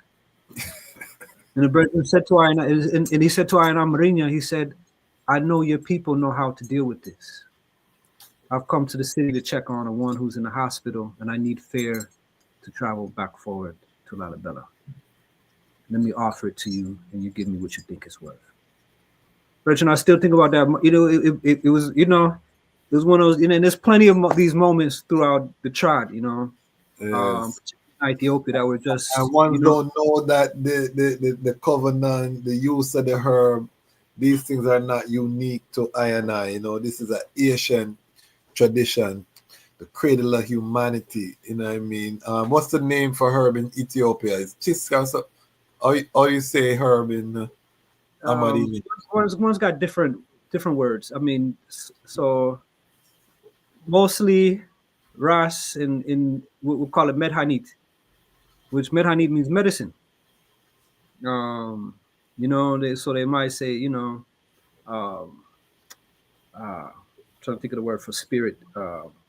It's blanking out right now. But ones would call it literally spirit medicine. Now Okay. the euthanatis, you might hear bangi, you might hear daga, you might hear it's another word sound too. Those are Indian terms. You Yeah. see, South Africa is the daga. Yeah. yes, I. But you see, that's Addis though. You see, Yeah. Yeah. Addis, you'll find ones kind of more cosmopolitan, international. So they're trying to use terms that they, and then especially when they see I as Ras, they know ganja. They know that word sound. Mm-hmm. But they do have their traditional word sound for it. But that one experience I'm saying today, it really was a profound experience for I because, the brethren saw I and whatever, you came straight forward to I, and then reasoned in Amarinya. We weren't speaking in English, and it was saying, basically, I know your people know how to deal with this, give I what strength you think is worth, so I can visit a friend in a house. Those little small experiences. It was a small thing, but it was like, yeah, man, it's powerful. Yes, I. Powerful. So was the I filming? Was this the time of the digital period in Ethiopia, or is still analog? Yes, I. This was the beginning of digital video, right? And what actually brought I to Ethiopia was an organization which doesn't exist anymore. And anyway, I was doing video work for the what they call the educational educational media organization. They were ones that were going around and doing documentaries and history-based kind of media projects. And I was employed to go and teach ones. As you're saying, the digital film was just coming in, and so they were wanting to learn how to use the cameras with computers now to be able to edit. And so I was blessed. Spent 3 years working there in Addis at this educational media organization, training Ethiopian. And this was all for the school system. This was an educational media organization. So they were all doing, again, documentary type. And so I was blessed. I was able to travel various regions with them, delivering, media equipment. This was the beginnings of them trying to bring video into the schools and be able to set up certain things for the youth to watch. Yeah, it was an eye of the time. It was an eye of the time, and I give thanks. It was very much so. And then for I personally, I own phenotype, if the I will. I called at first arriving in Ethiopia, and once were asking me in English, "Are you Ethiopian or are you Jamaican?"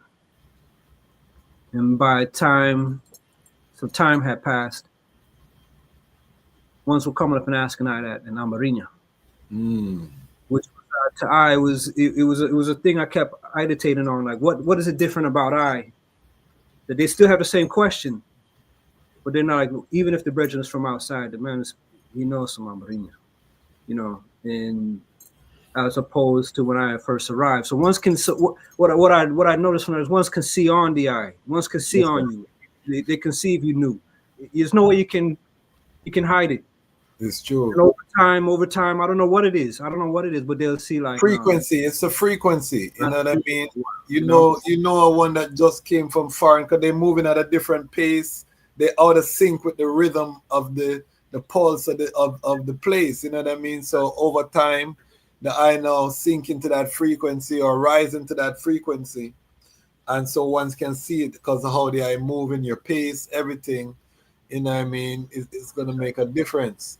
Yes, You know, this is why when I go to Jamaica, everybody know that bridge is coming from foreign because I'm moving at a different pace, you know, a different vibration. But how did your relationship to His Majesty evolve being in Ethiopia for that 3 years? You know, seeing the city that he built, you know, or modernized because of course Addis Ababa was established by Empress Taitu the year His Majesty was born, 1892, and you know, but the modernization when Menelik II and Empress Taitu, there was tents, you know, there were royal tents, there were, you know, I think there was the first paved road was put in 1930 for the coronation.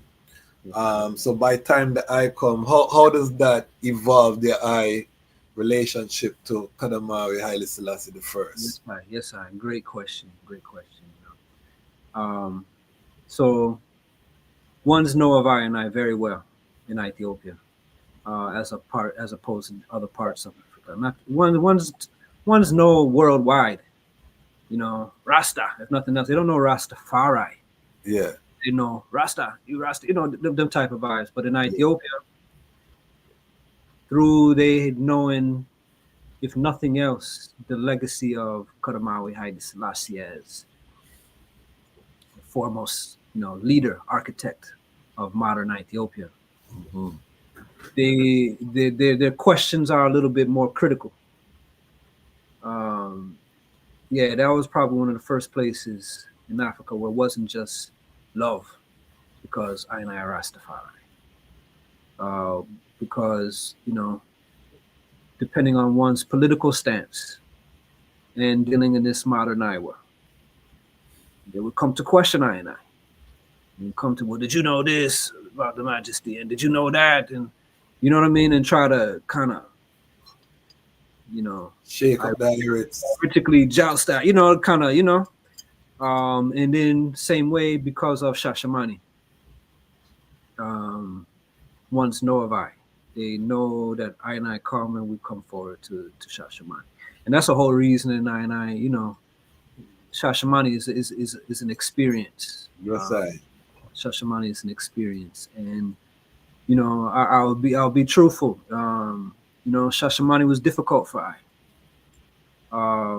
because in that area is in southern Ethiopia. It's an Oromo area, and the Yes, Oromo weren't necessarily, they didn't love what they saw the Amhara expanding territorially, and so they don't even really love to speak Amarinya. Yes. So coming into Shashamani, it was energy, you know, it's an energy. I mean, coming down from the bus stop in Melkauda, where the night, you know, where the night, there's an energy there. Yes. And I call my first experience, you know, coming into Shashamani and having a few bags, you know, on the bus. It's like I almost had to have a physical confrontation with a lot of the youth, them who, because once they stand by the roadside and waiting for buses to come in.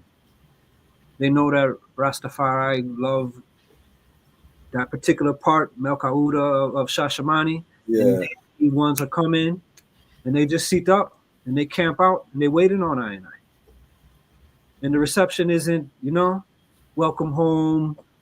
What can we do? It's money, you know, you give me, you know, them type of things. Yeah. You know, they will particularly, you know, want to grab your bags, you know, and you know, say that's their work. They're carrying it for you. You know what I mean? And won't give it to you. You know, you have to kind of almost, you know, a different Irish, you know, Yes, I, I. I come, you see, for I, the Chicago all came for, you know, all the Yeah, big stuff yeah, yeah. forward. The lion. You have to stand up in your lion Yes, I. energy. Yes, I. That was Shashamani, you know. And so it was an abrasive welcoming. And also the Rastafari community in Shashamani at that time. You know, it was a lot of divisions within the unity. Yes, I. So ones would come forward to the tabernacle, but the 12 tribes them had their house, the Boga them had their, you know, ones kind of stayed in their cliques and circles and things like that. And so it was a very, you know, interesting experience for I, to say the least, navigating Shashamani. And, you know, then very close to Shashamani, you have Awasa and you have Wando Genet. And Very, when you went both there, it very was and when you, islandful, yeah. natural.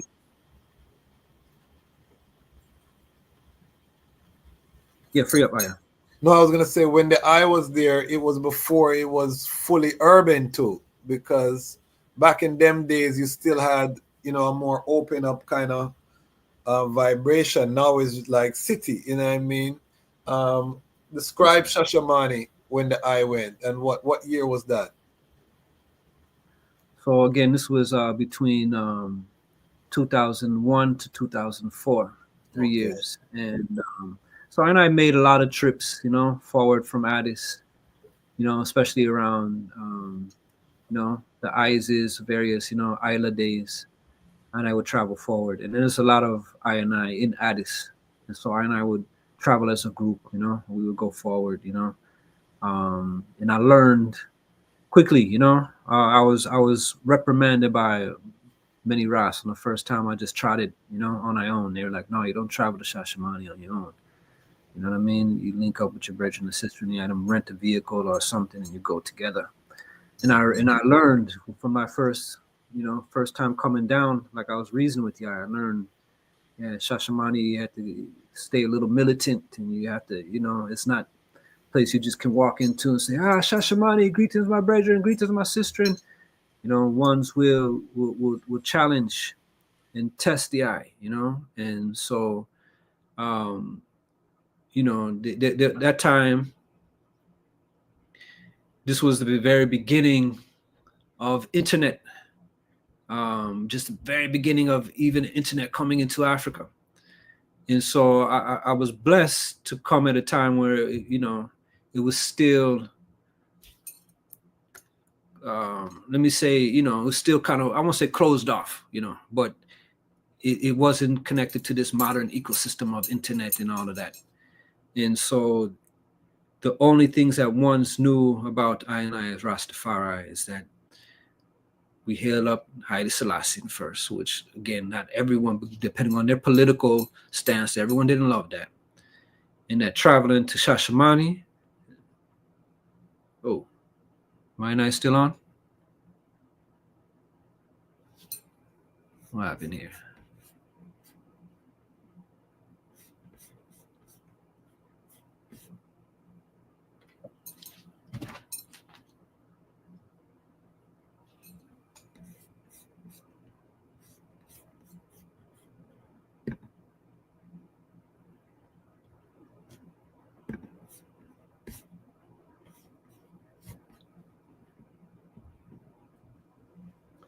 Yes, Yes. Wi-Fi. Okay. Yeah, man, we're still here. Give thanks. Um, we just actually got a new modem today. We didn't get a chance to install it, but we're working on the technical difficulties, family. So give thanks for your patience. Um, where was the eye? We were reasoning on. Where did I cut out? We were talking about Shashamani as you know, Yes, as a yes, Ras, I think, you know, was yes, the yes. reasoning coming into Shashamani. Serious. Yeah, and I was just saying it was a challenge. It was a challenge. Ethiopia was a challenge because one's know of Haile Selassie the First very personally and close. And again, depending on their political stance, not everyone loved that I hail His Majesty so royally, you know. And Ethiopia, you know, the Derg in the legacy of military takeover, you know. Okay, family. Anytime we go way up in the heavens, you know that Wi-Fi the guy wants to come in and to create a little distraction. But we're confident in the victory and we will win. Big up all the Lion Pride on Patreon checking in. Freeway the Dread said, continue Aya with Daya. I wanted to say to the family, I never felt so much love as the town hall reasoning we had for the Patreon. It was such a powerful vibration to know when, as a content creator, that ones are there supporting. Like, yes, we love what the I doing. We are supporting. So big up the Patreon family. Make sure you join us. June 22nd is gonna be the next town hall reasoning. We're gonna release some information about that. We're building, and it's a joy for us to build together in one perfect love. You know what I mean? Big up Ras Kenya, one perfect love. I am Bingy. Big up yourself. The love is so profound worldwide. So, Shashamani, I have my own Shashamani stories I'll tell in the future sometime where, you know, would be consistent with the I experience, you know, and I know many ones have their different experiences. But, you know, I look at it as we have work to do. We've never had a coordinated repatriation plan. And, you know, and we have to big up 12 Tribe of Israel probably came the closest in terms of having a system where they were looking at repatriation from a practical perspective. But we are the generation now, you know what I mean, that has to, and we're still going in pioneering, you know what I mean. But as we evolve, and this is why I keep stressing the economic base, and this is why I always stress in the building of institutions, is that, you know, we got to fund this repatriation, and do it in a way that is more structured, so we can ensure, you know, have a better chance to ensure success. Because this is another thing I want the eye to reason about is income. You know what I mean? I noticed that everywhere that I was, the I found a way to, you know, have some type of income coming in. A lot of us are thinking, I'm going to Zion, you know what I mean? And I'll figure out everything else after I get to Zion, you know, it's Zion. But one thing that's unique about Rastafari is that heaven is on the earth, you know what I mean? You know, we say that heaven, we're not waiting to die to go to heaven. Heaven is on the earth. Mama Africa is the foundation. Mama Africa is heaven on earth. But it's still earth. That is the key. Talk to us about the importance of that income piece. Yes, I. Yes, I.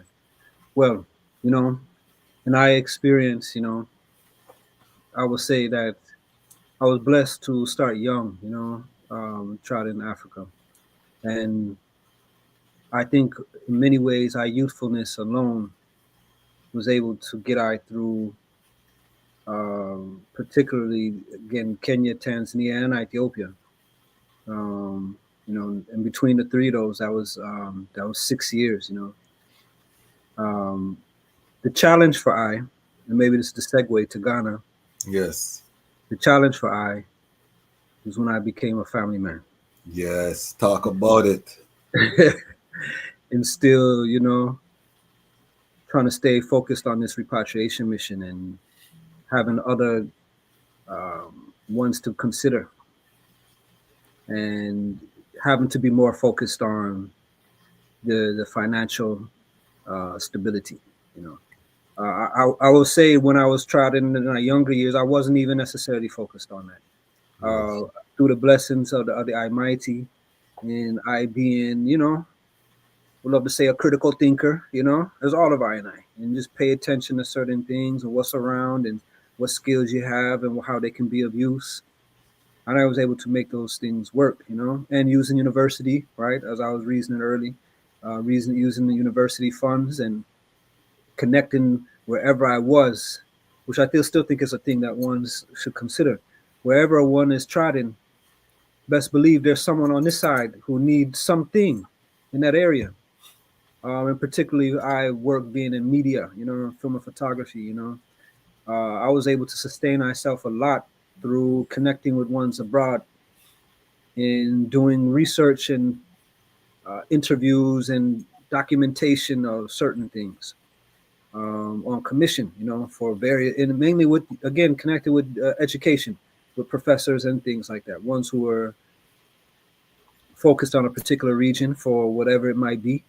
Again, whether it be fauna species or certain things like that. And I was able to help them and conduct interviews and do photography and certain things like that to further their studies. But now forward to Ghana. The first time touching Ghana was 2006, and that was through Habesha at the time, the Black Tar Roots program. Historic. That was a historic trad. Yeah, I last degree was in documentary film, and so I did my thesis documentary project following the youth of Habesha for a year and a half, leading up to their trad, being on the ground, and then some reflections months later. And the film did well. I went it went to the film festivals. It was shown on CNN. It did well. Through that, I continued trotting to Ghana. But by 2008, my first youth was born. That changed. Repatriation journey is broken in two phases: before family, and yes, after family. Because the repatriation mission became a lot more challenging in the family context, because it wasn't just about our own comfort and um, how I was feeling, which as a brethren, especially as when I was younger and a single brethren, I would be able to go just rest up by one and say, yo, can I just, you got a cot? Can I just can I, rest up anywhere? Not so when you're now caring for sister and youth. And so the trod as a family man, I really see our repatriation journey kind of broke into those two phases. yes. For family and now having family. Family. When we start to keep that in mind, the youth, the education of the youth, their own, what I want to say, I don't want to say comfort, that's not it, but just being not out of their element, And the blessing I had is I and our youth were young. They were young children. Um, when I started traveling to Ghana, my youth were just being born and were in their younger years. In those days, my youth they loved the freeness of Africa. And everywhere you went, one's catered to youth. Will feed youth, even if it's not your child. I call experiences. Just stories are coming to my mind. I'll share a small one and just give a glimpse of what it is to be a family man in Africa. I call it one time. I was with the sister and the mother of our youth. We were traveling somewhere in northern Ghana, and I think my eldest youth was maybe like 9 months, 10 months at the time. Was on the just on the back, when we got to a particular place and the youth was fussing, you know. And another, we were in a market area, you know. And one of the mamas went up to the sister and literally pulled down her dress to expose her breasts and put the breast in the youth's mouth, almost on her like, you know, this is what you need to do. You know what I mean? Like, you know, feed the youth, you know. And the sister was kind of taken back, but this is Africa still, where a sister and them, who, especially who are with child, can just pull out, you know, pull out their breast and suckle the youth just so. Not like Babylon, you know, where you have to hide and go somewhere. And it was an experience, you know, because the sister was kind of caught off guard, and you know, and then it, you know, it made eyes the brethren feel like, whoa, I got to do something. But African mamas did what was necessary. They were like, yo, suckle the youth right now, you know, in the midst of the market, in the midst of everywhere, you know, like, and we realized, you know, yeah, we're in Africa, you know, like Reintegration, family. You see it, and so repatriation took on a different challenge as a family man, you know, and for I and I who have families, repatriation is now no longer just your own mission. And you have to think of where your youth are going to get educated. How will you, you know, take care of your family? You know, how will you cook your food? Where's the market? Do they have ital around? You know, just certain things like that. That, you know, as a Ras traveling with family, it becomes a different challenge than just traveling as on your own. You know, and you can It's just kind of link serious. the brethren and just, you know, camp up with him for a week or two and then go check some other place.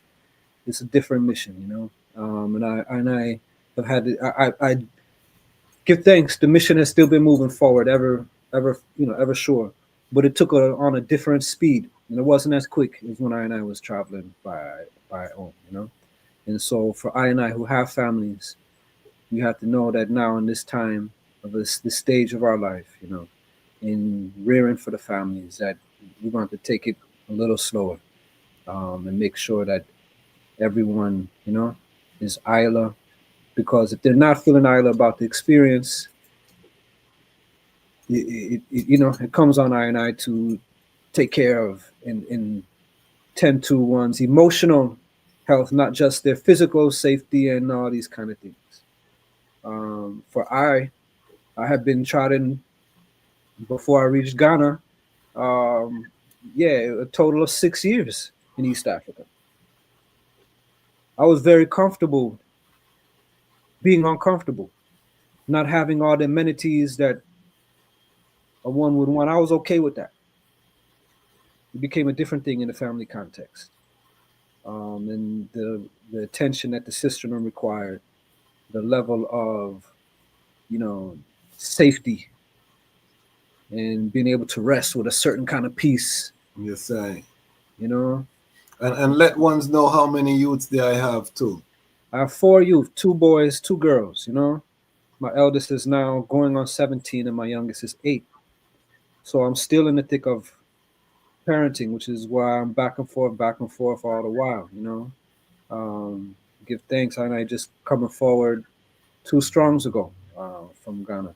I give thanks I've still been able to keep regular touches, and you know, because for a lot of ones, when the family equation come into it, you know, it's a challenge, you know, because we're stepping into a place where the see, this is another thing too. Let's reason deeper on this repatriation thing.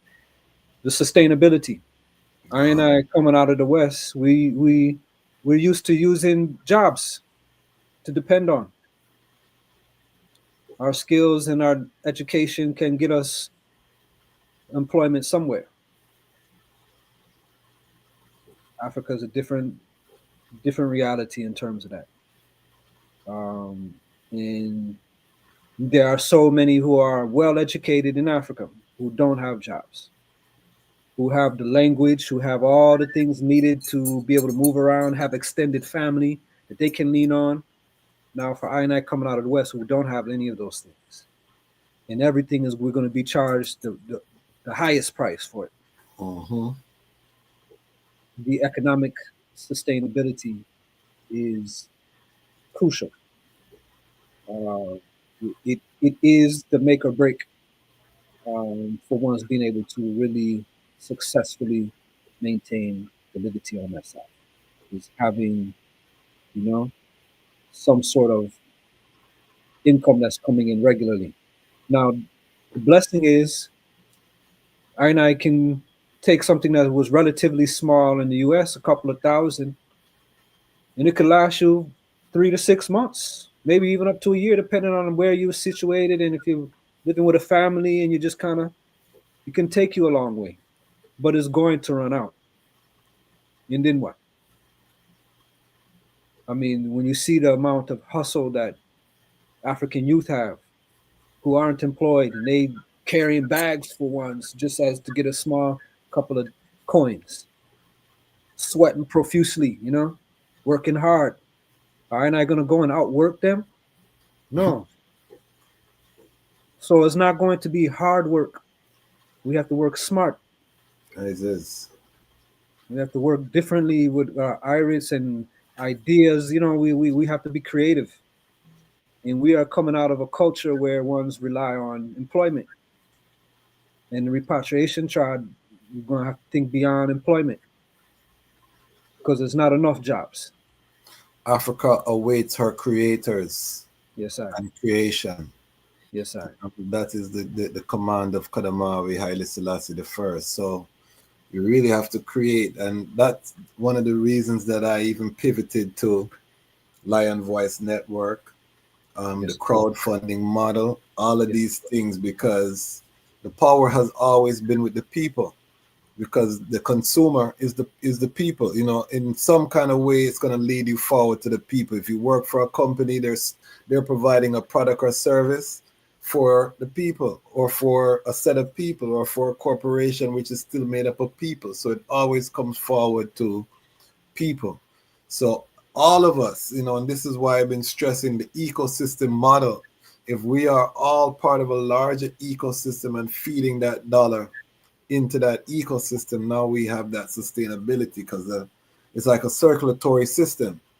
The dollar and the currency is flowing through, but we gotta build that practice as Rastafari, as Pan-African, because we've been trained to consume in Babylon. We've been trained, because I don't care how much a one is struggling in the West. You go to that one where they domicile, you're going to see a flat screen TV. You know what I mean? You're not going to see a tube TV in the spot. You know what I mean?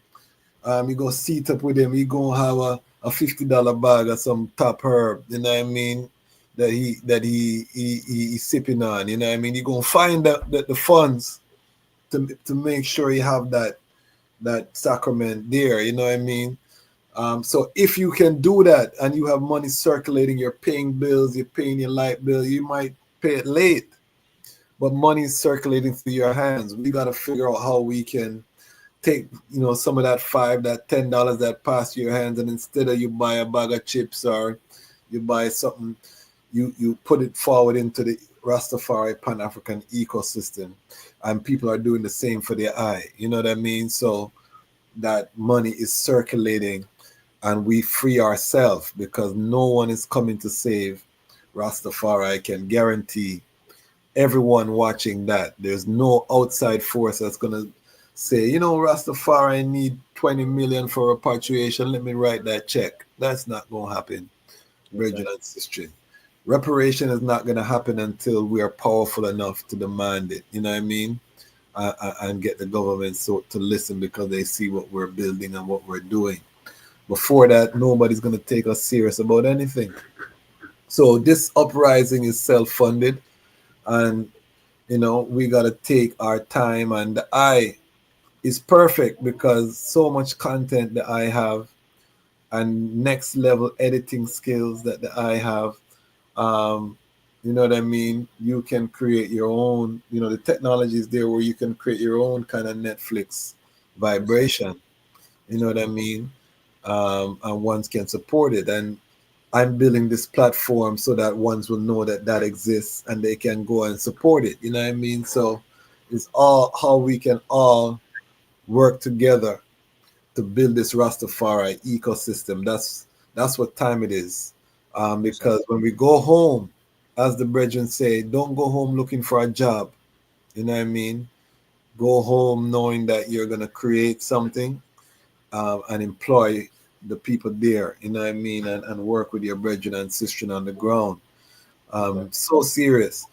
Talk to us about the changes in Ghana. Let's focus in on Ghana now. Yes, sir. 2006 to 2025, it's like night and day, for and the I go a lot more than I. So what changes has the I seen, what I mean, from that time to this time? Yes, I. Well, a major shift happened in 2019 with the Year of Return campaign that maybe ones may have known of, which was a tourism campaign where ones targeted I and I, the descendants of those stolen, from the shores, and even calling it the Year of Return, and for ones who know, well, 400 years from 1619, and all these first, Africans brought to America. It was a clever, movement, and it was successful beyond their wildest dreams, I believe, for Ghana. Ones came in the droves, and some of the major publications, I believe was Ebony, one of the magazines. There was big news and publications that covered the thing, and I see from that time, Ghana blew up. Uh, not to say it wasn't already building before then, but I see it 2019 post versus before. The movement was slow, slow, trickle, trickle, trickle, trickle. And then 2019, it was an explosion. And from that time, it's continued. And then, they started giving citizenship. The first batch was in 2019 also. And then there was another one in 2021. I was blessed last year, November 19th, 2024. And I was blessed to be a part of the third delegation. I was number 448 out of 524 Okay. that got citizenship after, close to 20 years of going and coming, So I give thanks, But, you know, Ghana has now become, I think, not I think, it has become the leading entry point for the diaspora. And there are positives and there are negatives of that. The positives is that there is now a growing African diasporan community in Ghana. But let me also say too, because this is a Rastafari platform, that repatriation has always been the mission of Rastafari. But my brethren and my sister who are on the line, I pray the item here, I and I. I and I are not necessarily leading that right now. You know, it is ones who have just in the past few years, you know, jumped quantum leaps ahead of I and I. You know, and so that was a very sobering reality for I to see how things were going up to 2019 and then after 2019. Because I still say before that time, although it was increasing from ones just from the diaspora as a whole, it was still mainly Rastafari who were leading the repatriation and the homecoming. 2019 on, no. Yes. And ones are coming quickly, setting up businesses quickly. And what are I doing as Rastafari? That is the question we must ask, ourselves. Where is I businesses? Where are our collective organizations? The Hebrew Israelites are in Ghana, thriving, a thriving Hebrew Israelite community. They fully integrated. From long time. From long time. Yes. You know, there's a large Hebrew Israelite Ghanaian community. You know, I'm one who came out of Chicago, you know, and the original soul vegetarian and the original Black Hebrew Israelites with Ben Ami and them type of ones. You know, I know them from youth. They're all in Ghana now. And where is I as Rastafari? You know, now all the ones, and it's now become more popular to carry, you know, the covenant. So we see ones now in large numbers in Ghana carrying the covenant, the Ital Liberty, you know, which now one's calling vegan, you know, very popular now, same way, but it's not Rastafari. And they're opening up Ital shops, vegan this, vegan that, opening up businesses, skating rinks, parks, diverse businesses. So I can't just go to have the best ganja anymore. Just be the herbsman anymore. Because they got the top thing in Ghana too. They even got the strains from I took the seeds and you know what I mean? And so that's not going to sustain either. Not saying that is what everyone's mission is, but in terms of the stereotype of what Rastafari is bringing forward. Yes. We're the herbsmen, you know, we're just the italists, we just cool out, and meanwhile the rest of the diaspora is coming forward and hustling, you know, building gates. You know, I take a personal challenge to it, you know. I give thanks I was able to lay our first brick in 2011. My gate's still small, coming along, you know.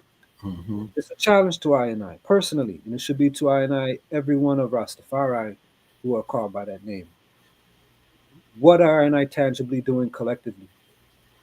There are some small collectives, don't get I wrong. There's a Bobo camp at Tafo, but many Ras are spread out, still kind of doing the one-away tribe, not necessarily organized in the type of way that now they have, for example, in Ghana, the African American Association of Ghana, and it's big.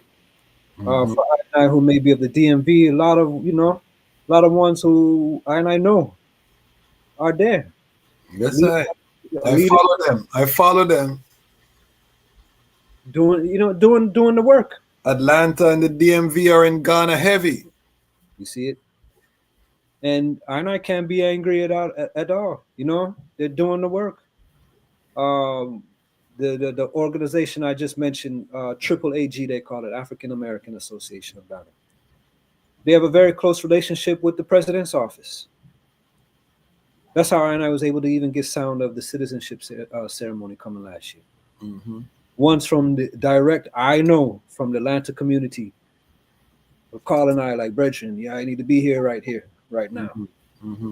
That's how I got the word. But Rastafari, right, where I in that connection, it is completely passed over I and is now just gone to the general, you know, African-centered, pro-black, you know, community. And ones are being creative, establishing new businesses, and I don't see that happening with Rastafari. So, you know, we really have to take a critical look at ourselves, because we are the ones who gave the word sound of repatriation from a long time. Yes, I. But if we're not careful, we're becoming the proverbial Moses, who, you know, saw the vision but never reached. Never You know, reached promised land. so But we have thanks, and we have to mention there are some pioneers that have been there from such time that answered the call. You know what I mean? That have you know, predate, as you say, the 2019 ones like Jabi, and you know, we have a whole cadre of diaspora ones from the UK, from Jamaica, from America that been there. Mama Imakos, you know what I mean? Certain ones that were trailblazers that heard the call from them time before analog, I mean before the digital revolution, and they picked up and they laid the groundwork. So but the brethren is very correct, you know what I mean? The year of return was a turning point, and if COVID didn't happen, it would have been even more judgment. Remember that COVID, they really tried to shut the gate because of COVID, you know, with a lot of restriction.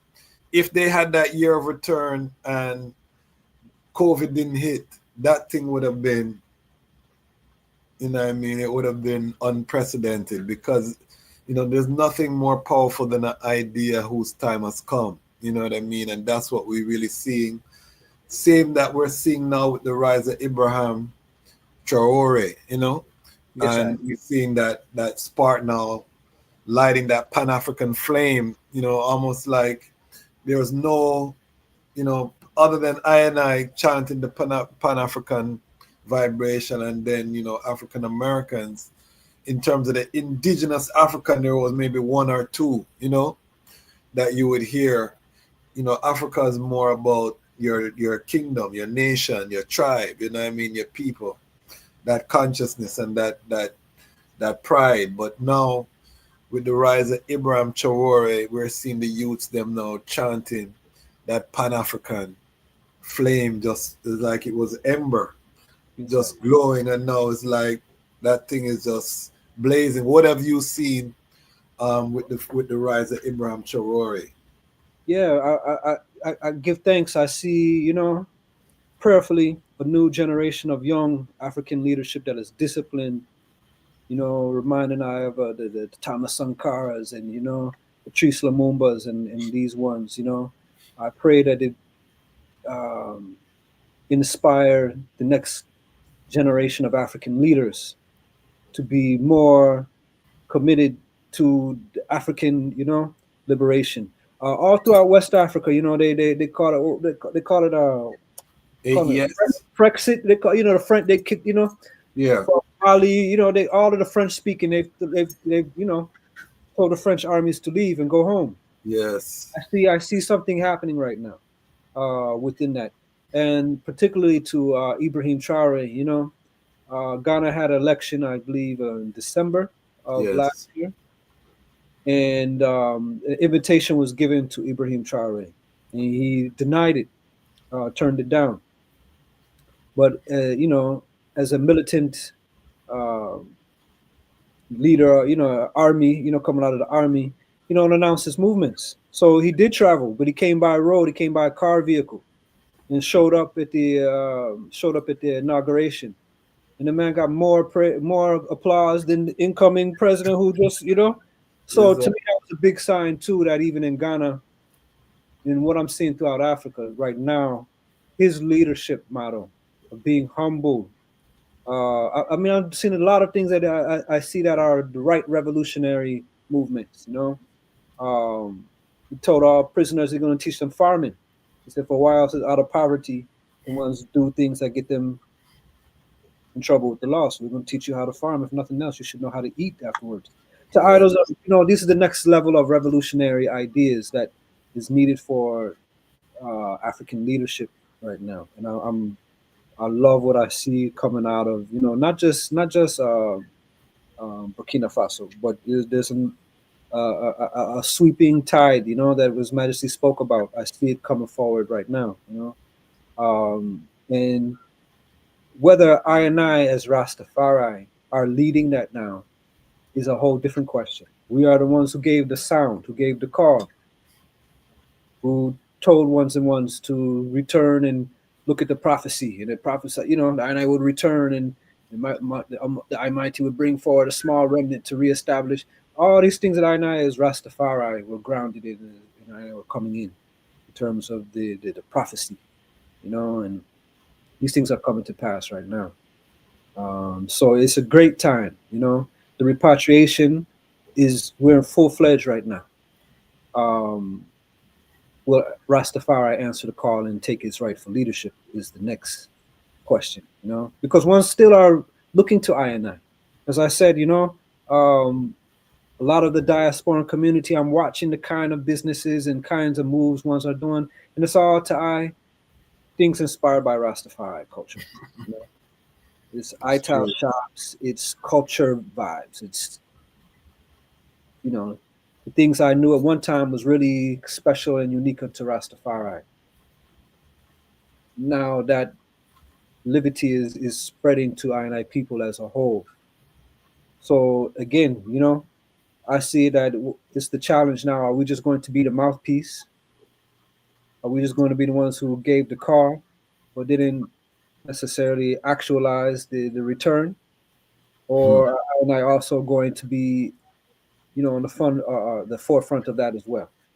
Um, Ras means head, so you know what I mean. If we're living true, then we have to do it. I tell people that Accra right now is like being in Harlem in the teens and the 20s. You know what I mean? The Harlem Renaissance period. Accra.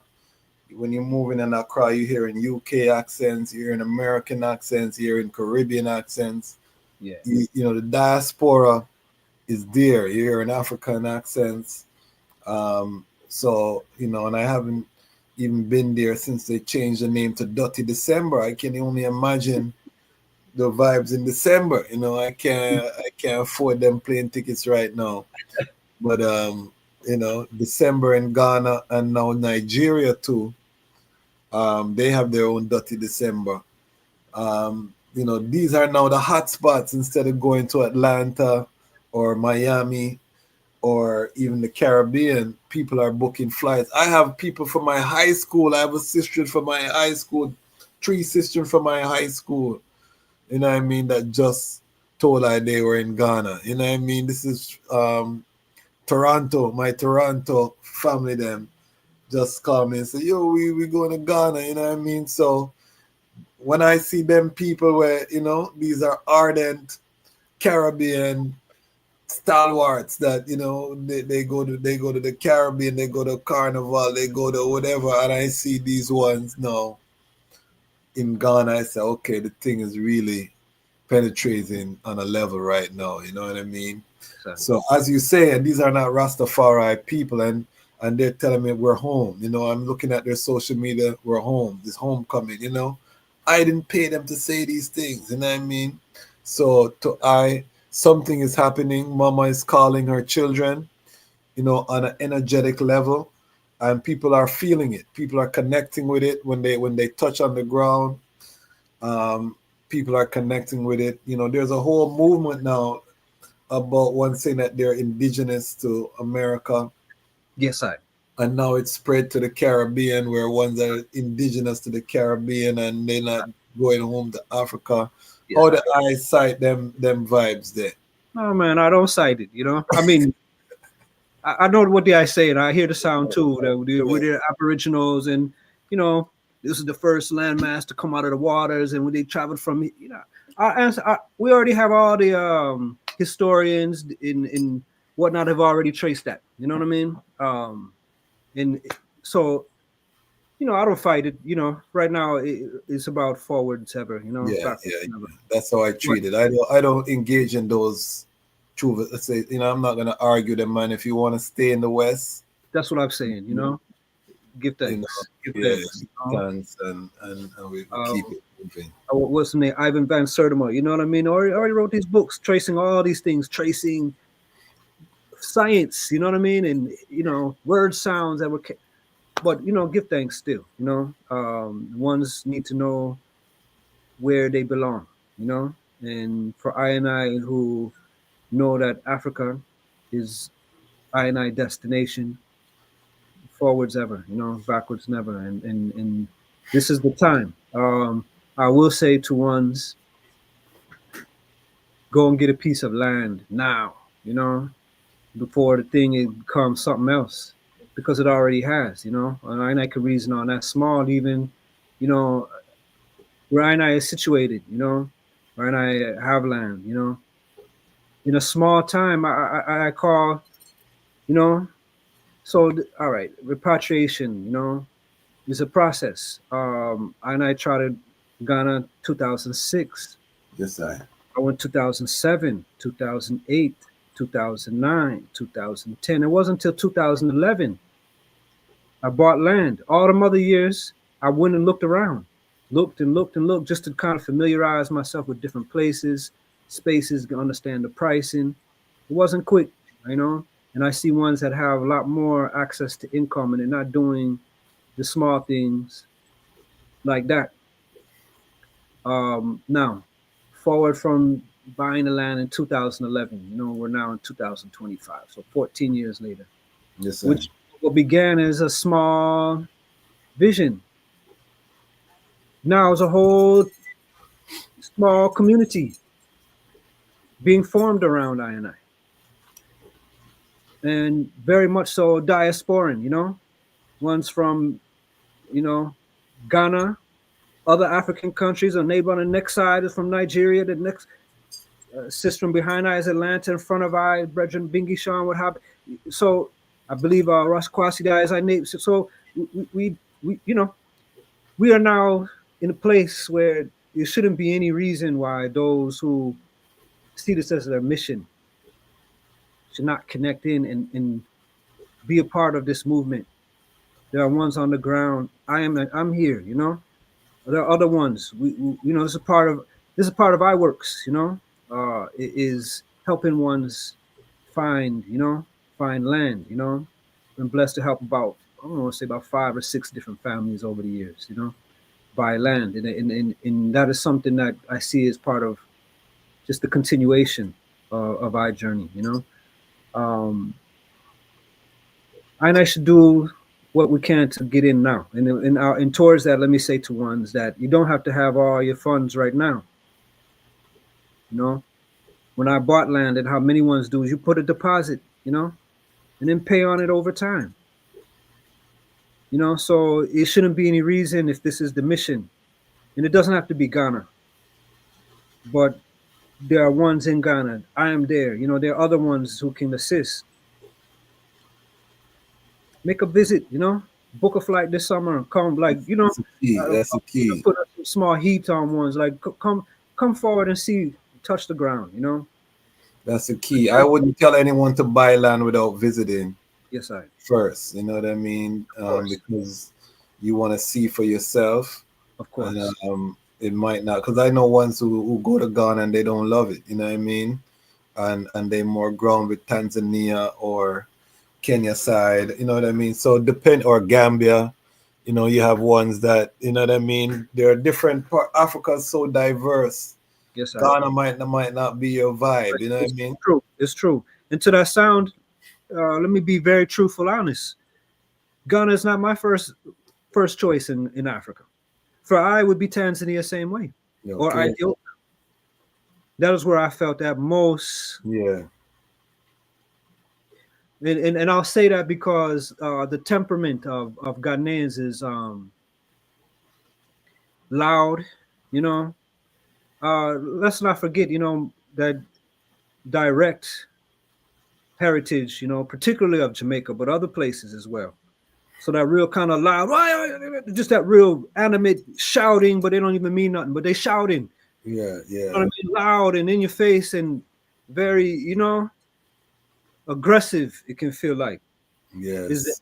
energy of Ghana, of West Africa, that whole particular coast from Ghana through Nigeria, that whole coast there. The people, you would think they're shouting, and they're not. They don't mean nothing, but they're loud. They're very adamant with body gestures and Passionate. you know. I love the East Africa vibe. I personally, you know, ones bow and salam tonight. You know, all them kind of. That's Yeah. more. That's my own personal temperament. So, but here's the thing: when I have the chances, I have to take them. In our younger years, when I was trotting in East Africa, I didn't have no funds. You know. Now, when I had it, do it. And I say that to everyone. Like, you know, when you look, take your tax return and put a deposit and get, you know, go buy yourself a little small piece of land. I mean, as a brethren said, make I go and check it out first, you know, not just make drastic movements without process, without, you know, doing it systematically with some thought, with some Yes. methodology, you know? And also connect with ones who are there already. Don't try to be a lone lion and lioness. In this time, you know, we have enough ones who have enough time put in, enough connections where we can start to minimize some of the mistakes that were made and the errors that were made. Because a lot of errors don't feel no way. One's lost hundreds of thousands of dollars. Ones have been cheated out of land. But in this modern time, there are things you can do to mitigate or minimize the chances of these things. There are networks of people with integrity that you can connect with that are going to look out for your interests and all of these things. So it's a new day, Yes, but sir. it's happening. Don't be one of these people that sit on your couch with your ital snacks. Yes, I. And you big up the ital snacks, and you're watching the thing unfold while you go to work and you come home and you go to work and you come home and you go to work, and life is passing you by, and one day you wake up like I, and you're almost 50 years old. You know what I mean? Give thanks, I've been to the continent many times, but a lot of ones still haven't even gone to the continent. And these are brethren I know I was on the battlefield with as youths chanting the same Africa repatriation, and some of them brethren have not even been yet. You know what I mean? So we gotta demystify Africa.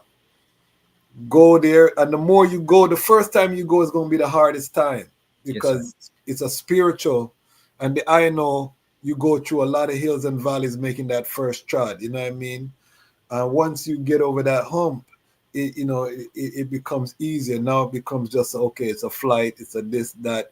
It's not as daunting. You know, the first time it's like I'm going to heaven. You know, you have that kind of vibration, so it's like not realistic. Yes, So I. you need to go touch on the soil, make the links, and let me also say this, and then we're gonna seal shortly. But let me also say this: our treasures are in Zion. Yes, I. That is where you're gonna make your wealth. The opportunities are limitless. You know what I mean? Because there are so many challenges, and every challenge is an opportunity that somebody can go and fill that gap. And then also, you're dealing with a whole continent where the median age is 17 years old. You know what I mean? A Yes, I. continent of youth.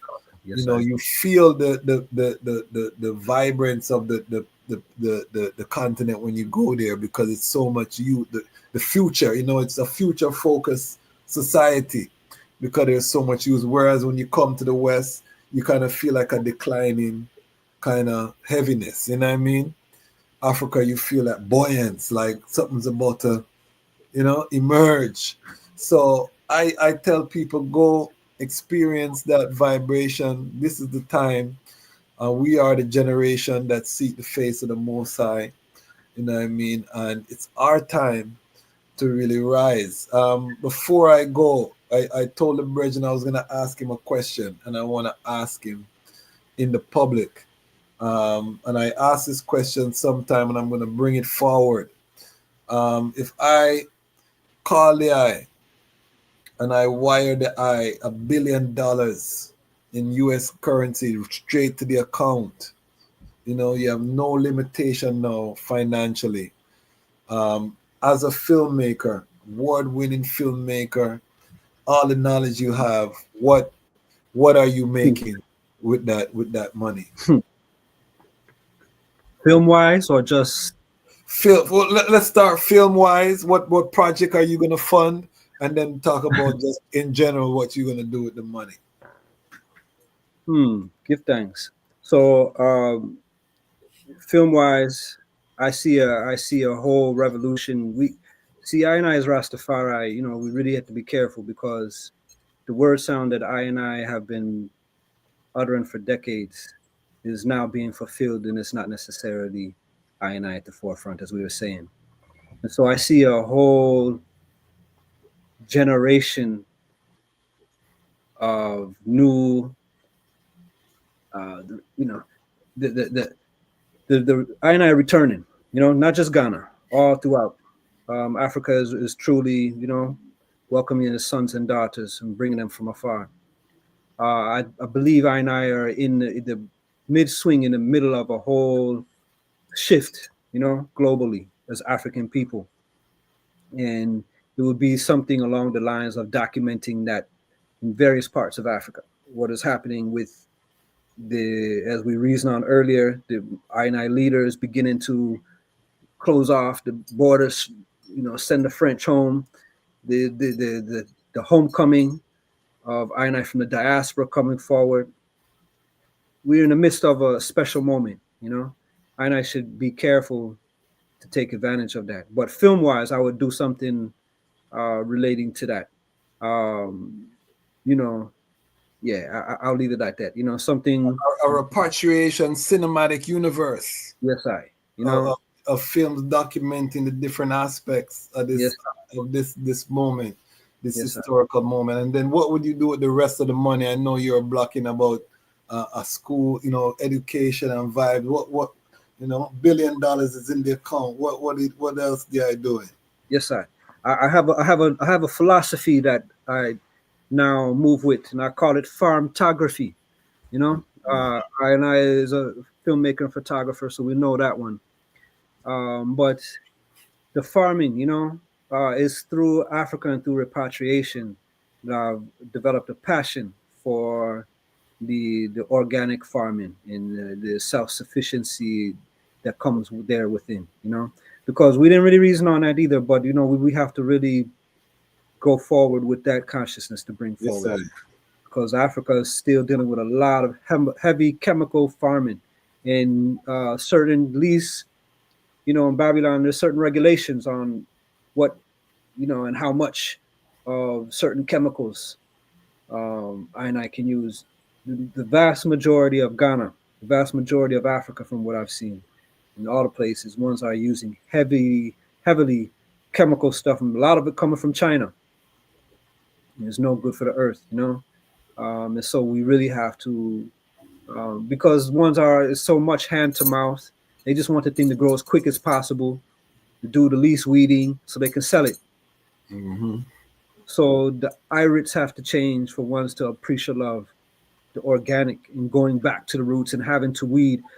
Small story, you know, I forget the word sound they call it in tree, but you know, ones were laughing at, you know, making fun of me for years, you know, calling me this word. I forgot what it meant, but the translation was broke back person. And I was like, broke back person. And then I realized they were talking about the weeding and me weeding, you know, bending over and, you know, and they were laughing at that. Like, wow, this brethren come from Babylon to bend over and weed. In other words, the love of organic farming, of weeding by taking your cutlass out. They're not even doing that. They're just spraying. They spraying and come back in a week and find the thing all dead. But they spraying all the same said food they're going to eat. So the chemical farming is heavy Yes. throughout Africa, throughout Ghana. So we also have to bring that consciousness too. That no, make I before we lose this thing. Let's go back to what I four parents, just a couple of generations were doing. Let's take the neem now and put it in. You know, and I have to learn this education of what plants and how we can deal with the thing. You know, and yeah, just the holistic part of farming. You know, using the manure from the cows and the goats and use this as the fertilizer. And stop going and buying, you know, the chemical thing that China is sending, that the people don't have to go and do the work that they think now they're too good for. And for I of the West to be coming and doing it, it's funny to them. It's odd and strange. They laugh about it. In I town, you know, ones they think it's funny. Like, yo, check the Ras, man, weeding, you know, like, wow, you know, bending over, you know, it's hilarious to them. But meanwhile, cancer on the rise in Ghana. All these health, you know, which we know coming out of the West. Yes, sir. The glyphosate, All of the this. the fertilizers and the pesticides. Speaking of that, you know, the eye has camped on your land.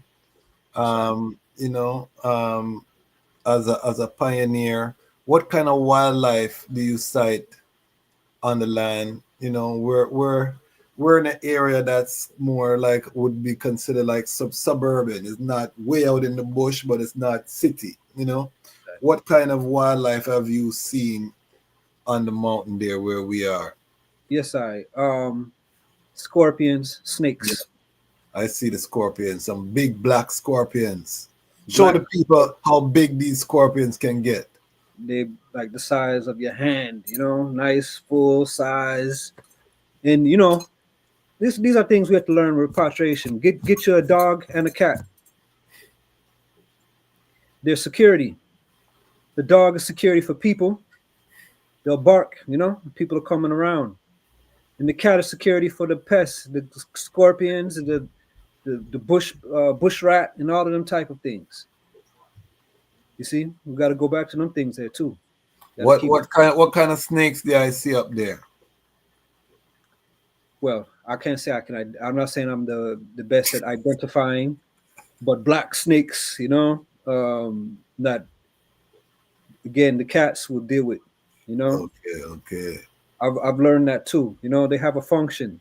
You have to keep a couple of dog and a couple of cat around. You know, Yes, again, one security for the people who are trying to creep up, and you know, yes, and the other security for the critters.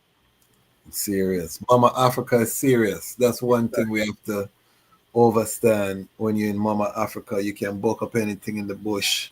Yes, I have several times. I mean, you know, now I have youth. My youth were, you know, small. They're getting, you know, bigger now. When we were in the thick of like the clearing stage, you know, the stages of land development, Yes, the stages of the homestead development, and the very beginning when there's bush and you're cutting down bush for the first time. Meanwhile, all around is wildlife, all in the trees and the tall grass, you know. And so you're gonna see them. You're gonna see you're gonna see the snakes. You're gonna see the scorpions and snakes. You know. yeah.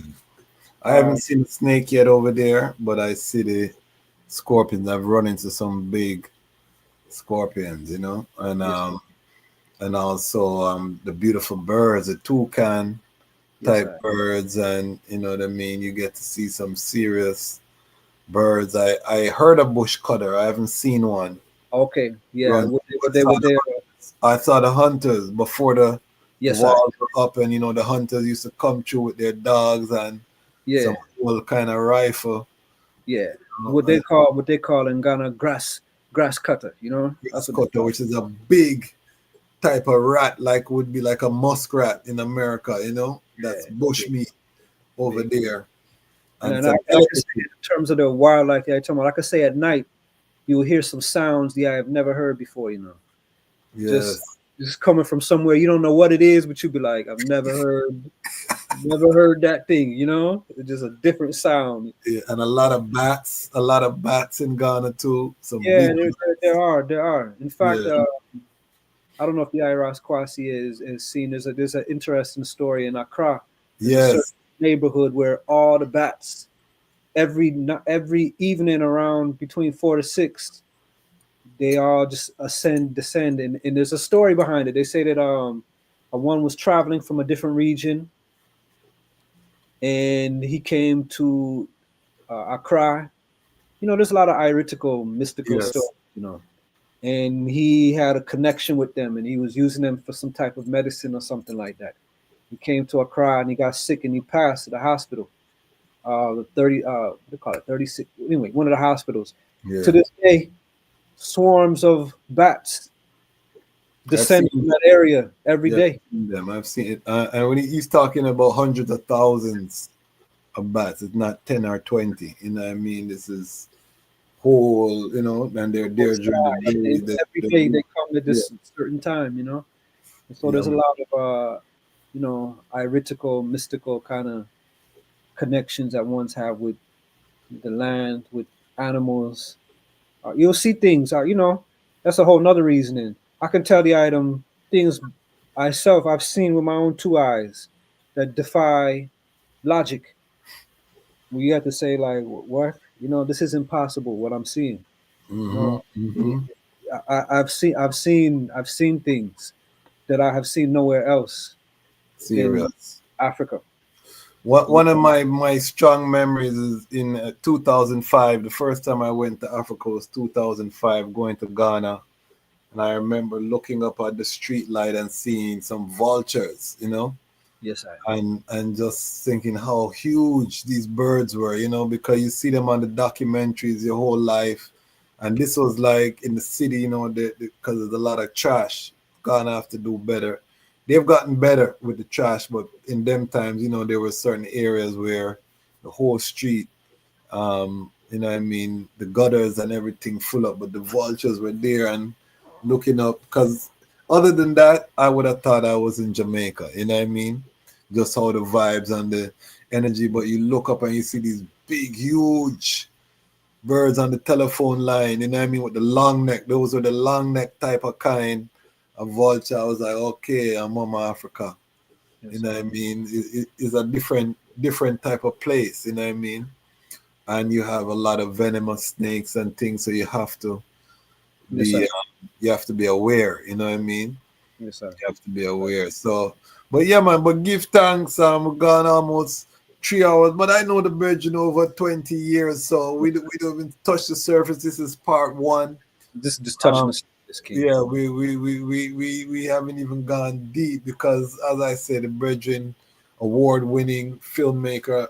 Next time you come, I want to talk more about the film process. He went to the Black Film Festivals. He's had things entered and won awards, and we can get into that whole creative side. But I want the eye to tell the people how they can support Black Mission Media. We didn't get to go into the formation of that. We'll do that next time. But how can they tap into the eye movement? How can the Lion Pride spend money with the eye? We want to, first of all, let me just tell you my vision. Next strong, we're going to hit 40,000 subscribers. Probably by next Wednesday, we'll be at 40,000 subscribers. You know what I mean? My vision is that we have a guest on, and all 40,000 of those subscribers spend $10 with that guest. You know what I mean? That's $400,000 of capital that we've infused into someone's dream, someone's vision to Yes, sir. execute. So when I ask these brethren these big money questions, there's a method to everything I'm doing. You know what I mean? Because I want us to, money is currency, it's vibration, it's flow. A lot of our poverty is our mindset. You know what I mean? How we think about money, our relation to money. And to break these chains, we gotta think collectively, because we're not gonna do it in the, I can't write the bridge and a check for $500,000. But again, if 40,000 people spend $10, that don't break nobody's bank. You know what I mean? Everybody can afford it, but now we have a brethren who can fund the project that he talking about. He can make the first film in the repatriation series because with a full staff. You know what I mean? Yes, And sir. a full budget just off of coming on a 2-hour interview. So that's my vision where I want to get it to. We're not there yet. You know what I mean? I only have, I think, one video that has 40,000 views even. But if we, start with 100 people, put $10 or $20 and spend with the brethren, that's still a great strength. So tell us how ones can tap in. If you have a website, any works, how can they put money in their pocket? Yes, sir. I do have a website, Black Mission Media. On all the platforms, IG, Black Mission Farmtography. That's the new editation. So you look up Black Mission Media, Black Mission Farmtography. You'll see all of our social media website as well. I would say to one same way, connect. I it's a joy for I to. This work is I ritical joy, a repatriation. I'm blessed. I started as a youth and still on it. And I have been blessed to help and assist ones in buying land and finding their their own piece, you know, of Zion. Connect in, you know, make I, you know, fulfill this creed of Rastafari, as it is said for I and I to return and take I and I forefathers' land, you know. I and I should lead this repatriation mission. And I are at jeopardy of not leading, we're not in necessarily the forefront anymore as we're reasoning. So for I and I who have eyes to see and ears to hear and looking at the serious things that are going on in Iration right now, are putting some pressure on ones and ones. Do not sit and tarry. We in it right now. We in it right now. Babylon is falling. Babylon is falling. We see what's going on politically and everything. This is any animal backed into a corner who knows his life is imminently in danger will give his hardest fight. That's what we're dealing with right now with Babylon. So come forward, you know. Yes, I. Oh, yes, I. DJ Rebellion. Yes, I. Long Rebellion. Rebellion was on my first chart. Give thanks. Give thanks. 2005. Give thanks. Yeah, man. Yes. But I'm here. I'm here at one service. You know, I would love to play a part in this movement. You know, on a person-to-person level as well. So, you know, yeah, connect with I. I see the yes, I guys put in the chat. Yes, I. Yeah, link up with I. You know, and you know, make we trot up out of here and you know, do something for our and our future generations so they're not sitting in another 2-3 generations saying, wow, I heard my father, grandfather talking about this and we still seated in Babylon, you know, and particularly I and I of Rastafari. This has been the rallying call from such a time. And as we've reasoned already, we're not leading this in the forefront right now. So make I and I, you know, take it serious. It doesn't take much right now. You can get a flight from 1100 at your cheapest, you know, up to about 1800. Come forward. There's places, there's Rastafari wants to welcome the eye. I'm there to welcome the eye, you know, have places for the eye, help the eye, you know, identify the eye, you know, piece of land, whatever it is I need, you know, but do it now. Don't wait, you know, don't wait and say, oh, well, next year. Just make a small trot and just touch the ground. I guarantee you will be changed. You know, you won't come forward. This is one of the things I've learned too over the trotting of our years. You know, we all right. This when you begin a destination, when you begin a journey, and you leave your destination, each step you're not necessarily paying attention to it. You're just moving. It's not till you stop and turn around and look back because you say, "What? Came from way back there." So the you know the point is, I have to begin this journey. Take the small step, and let the next step be a small step, and then before you realize it, you've gone somewhere. You've done something.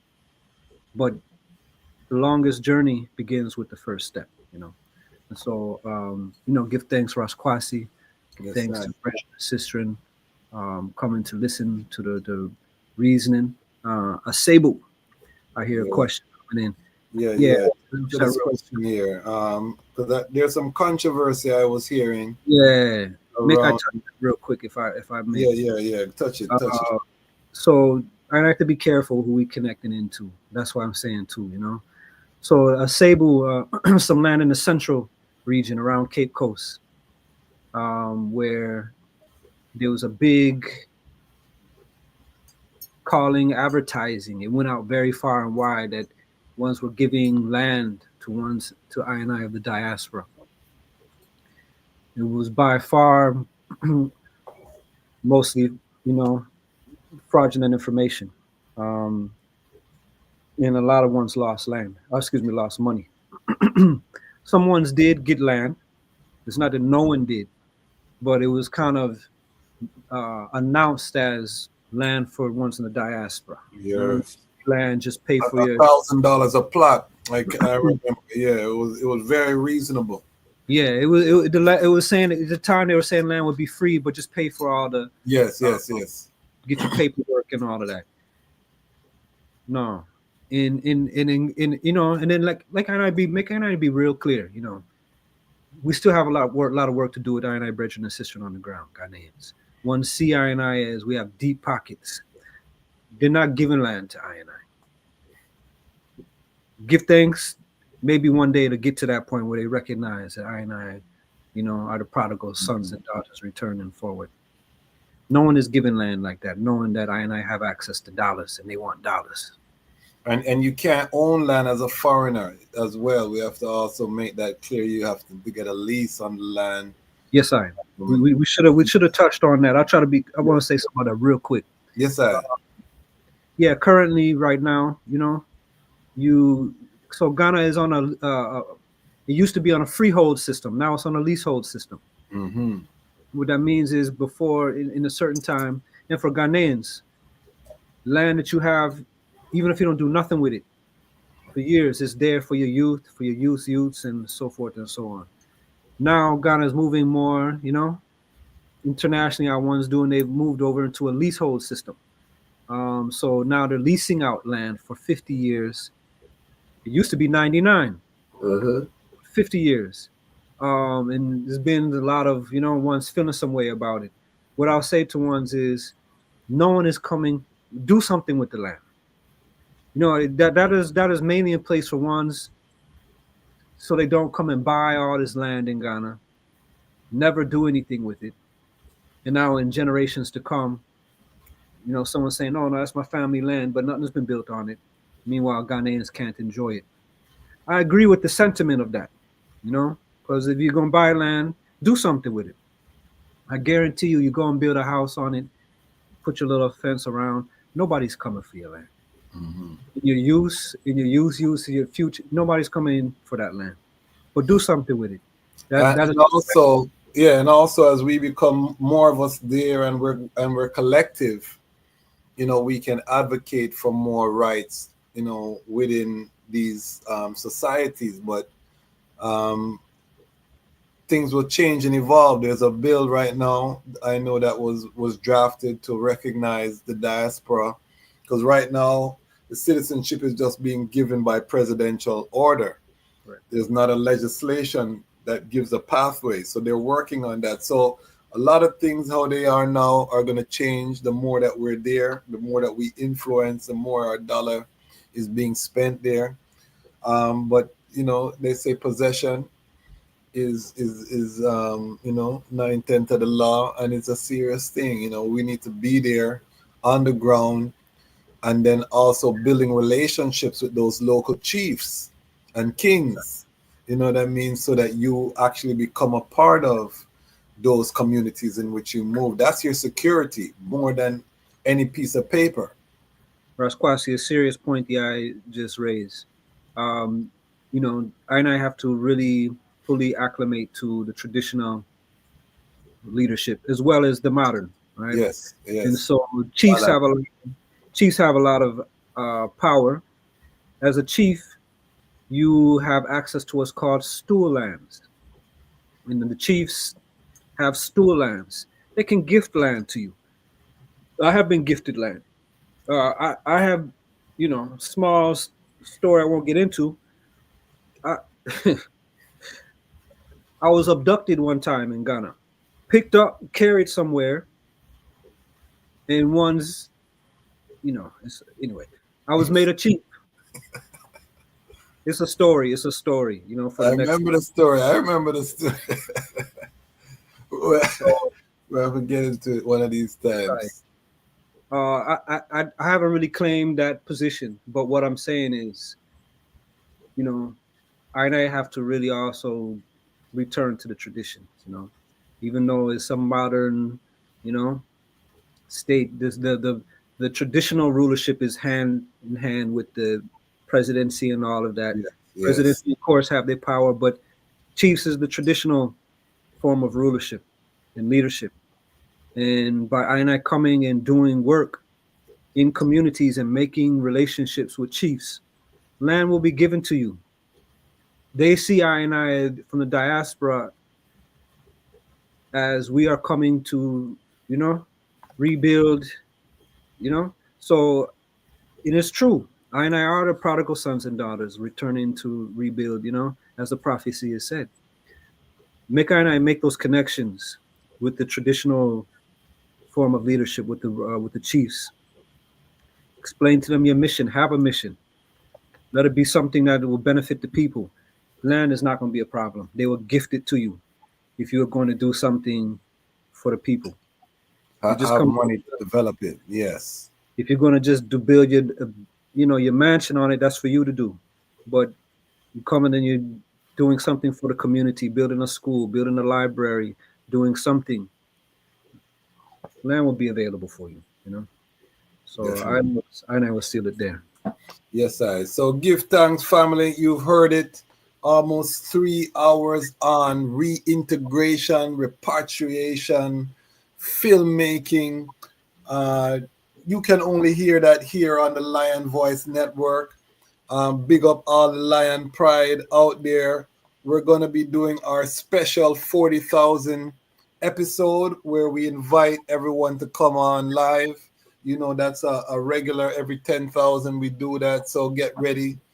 If you have a product or service, feel free to just jump on the live and introduce yourself and make a whole lot of joy as we grow the platform. We also are going to be having a special guest as usual for the 40,000 subscriber episode. We're in the process of getting that. Stay tuned. We're going to be releasing our episode with Honorable Mike Pam from Nigeria. We are going deep into Rastafari in Nigeria. This is the first time you're going to see these type of reasons on the platform. We are going to our indigenous brethren. We are building the platform brick by brick. 35 people out of 40,000 have said they're going to invest with us in building the platform. We need at least 100 families. So join us. $5, $10, you spend it on a coffee, you spend it on a bag of chips, put it toward Rastafari Independent Non-Aligned Media, so that we can make sure that we are telling our own story. As I say, we want to build on the continent, and this is the time, as the brethren say, we're not at the forefront of this repatriation wave. We need to be there, and the media is one of the key components. I would love to be able to give this brethren $500,000 to make that documentary on the Times. I know it would be top of the line, but I can't afford it. But 40,000 of us can afford it. I would love to go sit up in Ethiopia to learn Amharic to write volume 2 of my book, Haile Selassie's Ethiopia. Take off a 6 months time and just go do the research at Haile Selassie University. But I can't afford it. 40,000 of us, we could afford it. You know what I mean? So all of the content, doing all of the things that are going to make our community powerful has to be done from a collective standpoint. You know what I mean? The power of the collective, radical economic collective security is how we're going to build this new golden age of Rastafari. So, again, give thanks, Ras Tre. This is part 1. Yes, sir. Stay tuned. We'll bring the brethren forward for more. The brethren is going to also be joining us on some of the other works with ARC and IDOR and all of the different vibrations. So stay tuned. One of our greatest filmmakers within the Rastafari family. So when it comes on to telling stories, just look out for this, brethren, and look out for all of the Lion Pride who are rising. Why? Because the time has come for the lions to tell our own story. And this is the Lion Voice. Yes, I. Rastafari. This is Warrior King. And the time has come for the lions and the lioness to tell their own story. This is the lion's voice. Give thanks and praise for the wonderful blessing that's been poured on me. Give thanks and praise. Jah use I as an instrument to set the people free. Jah give her the power to chant. Jah give her the power to chant. Rastafari, the lion's voice. What are you waiting for? Come together, calling from near and far. Know who you are. What are you waiting for? Rally up, it takes the dust. What are you waiting for? Ancestors paved the way for us. Yes, I am Ketis Oyonde, asking, what are you waiting for to come together? The time has come for the lions to tell our own story. This is the lion's voice. Yes, job people, this is Michael Shemai representing. I will say, Haile the Lion Voice, saying it is time for the lions and the lionesses to tell their own story. King David killed Goliath with a stone, we original dread. The fittest of the fittest shall survive. My people, open your eyes. Wake up. Blessed love, this is Queen Omega, representing for all lions and lionesses. With the lion's voice, we come to tell our story. Rastafari, live it.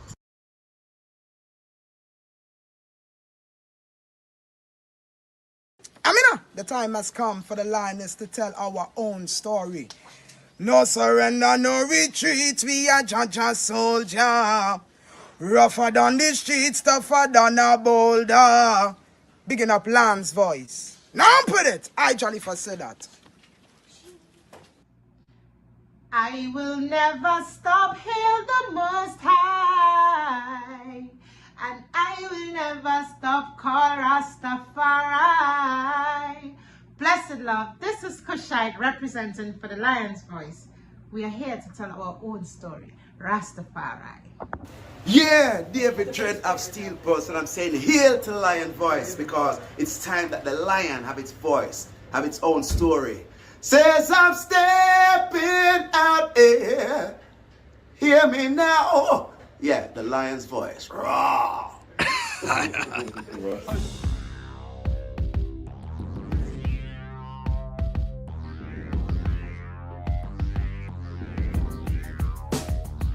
Well, lion voice, tell them that's the people first choice. Lion voice, make the lioness them feel nice. Lion voice, with the lion cubs we sacrifice. Lion voice, got to show the people them the life. Lion voice.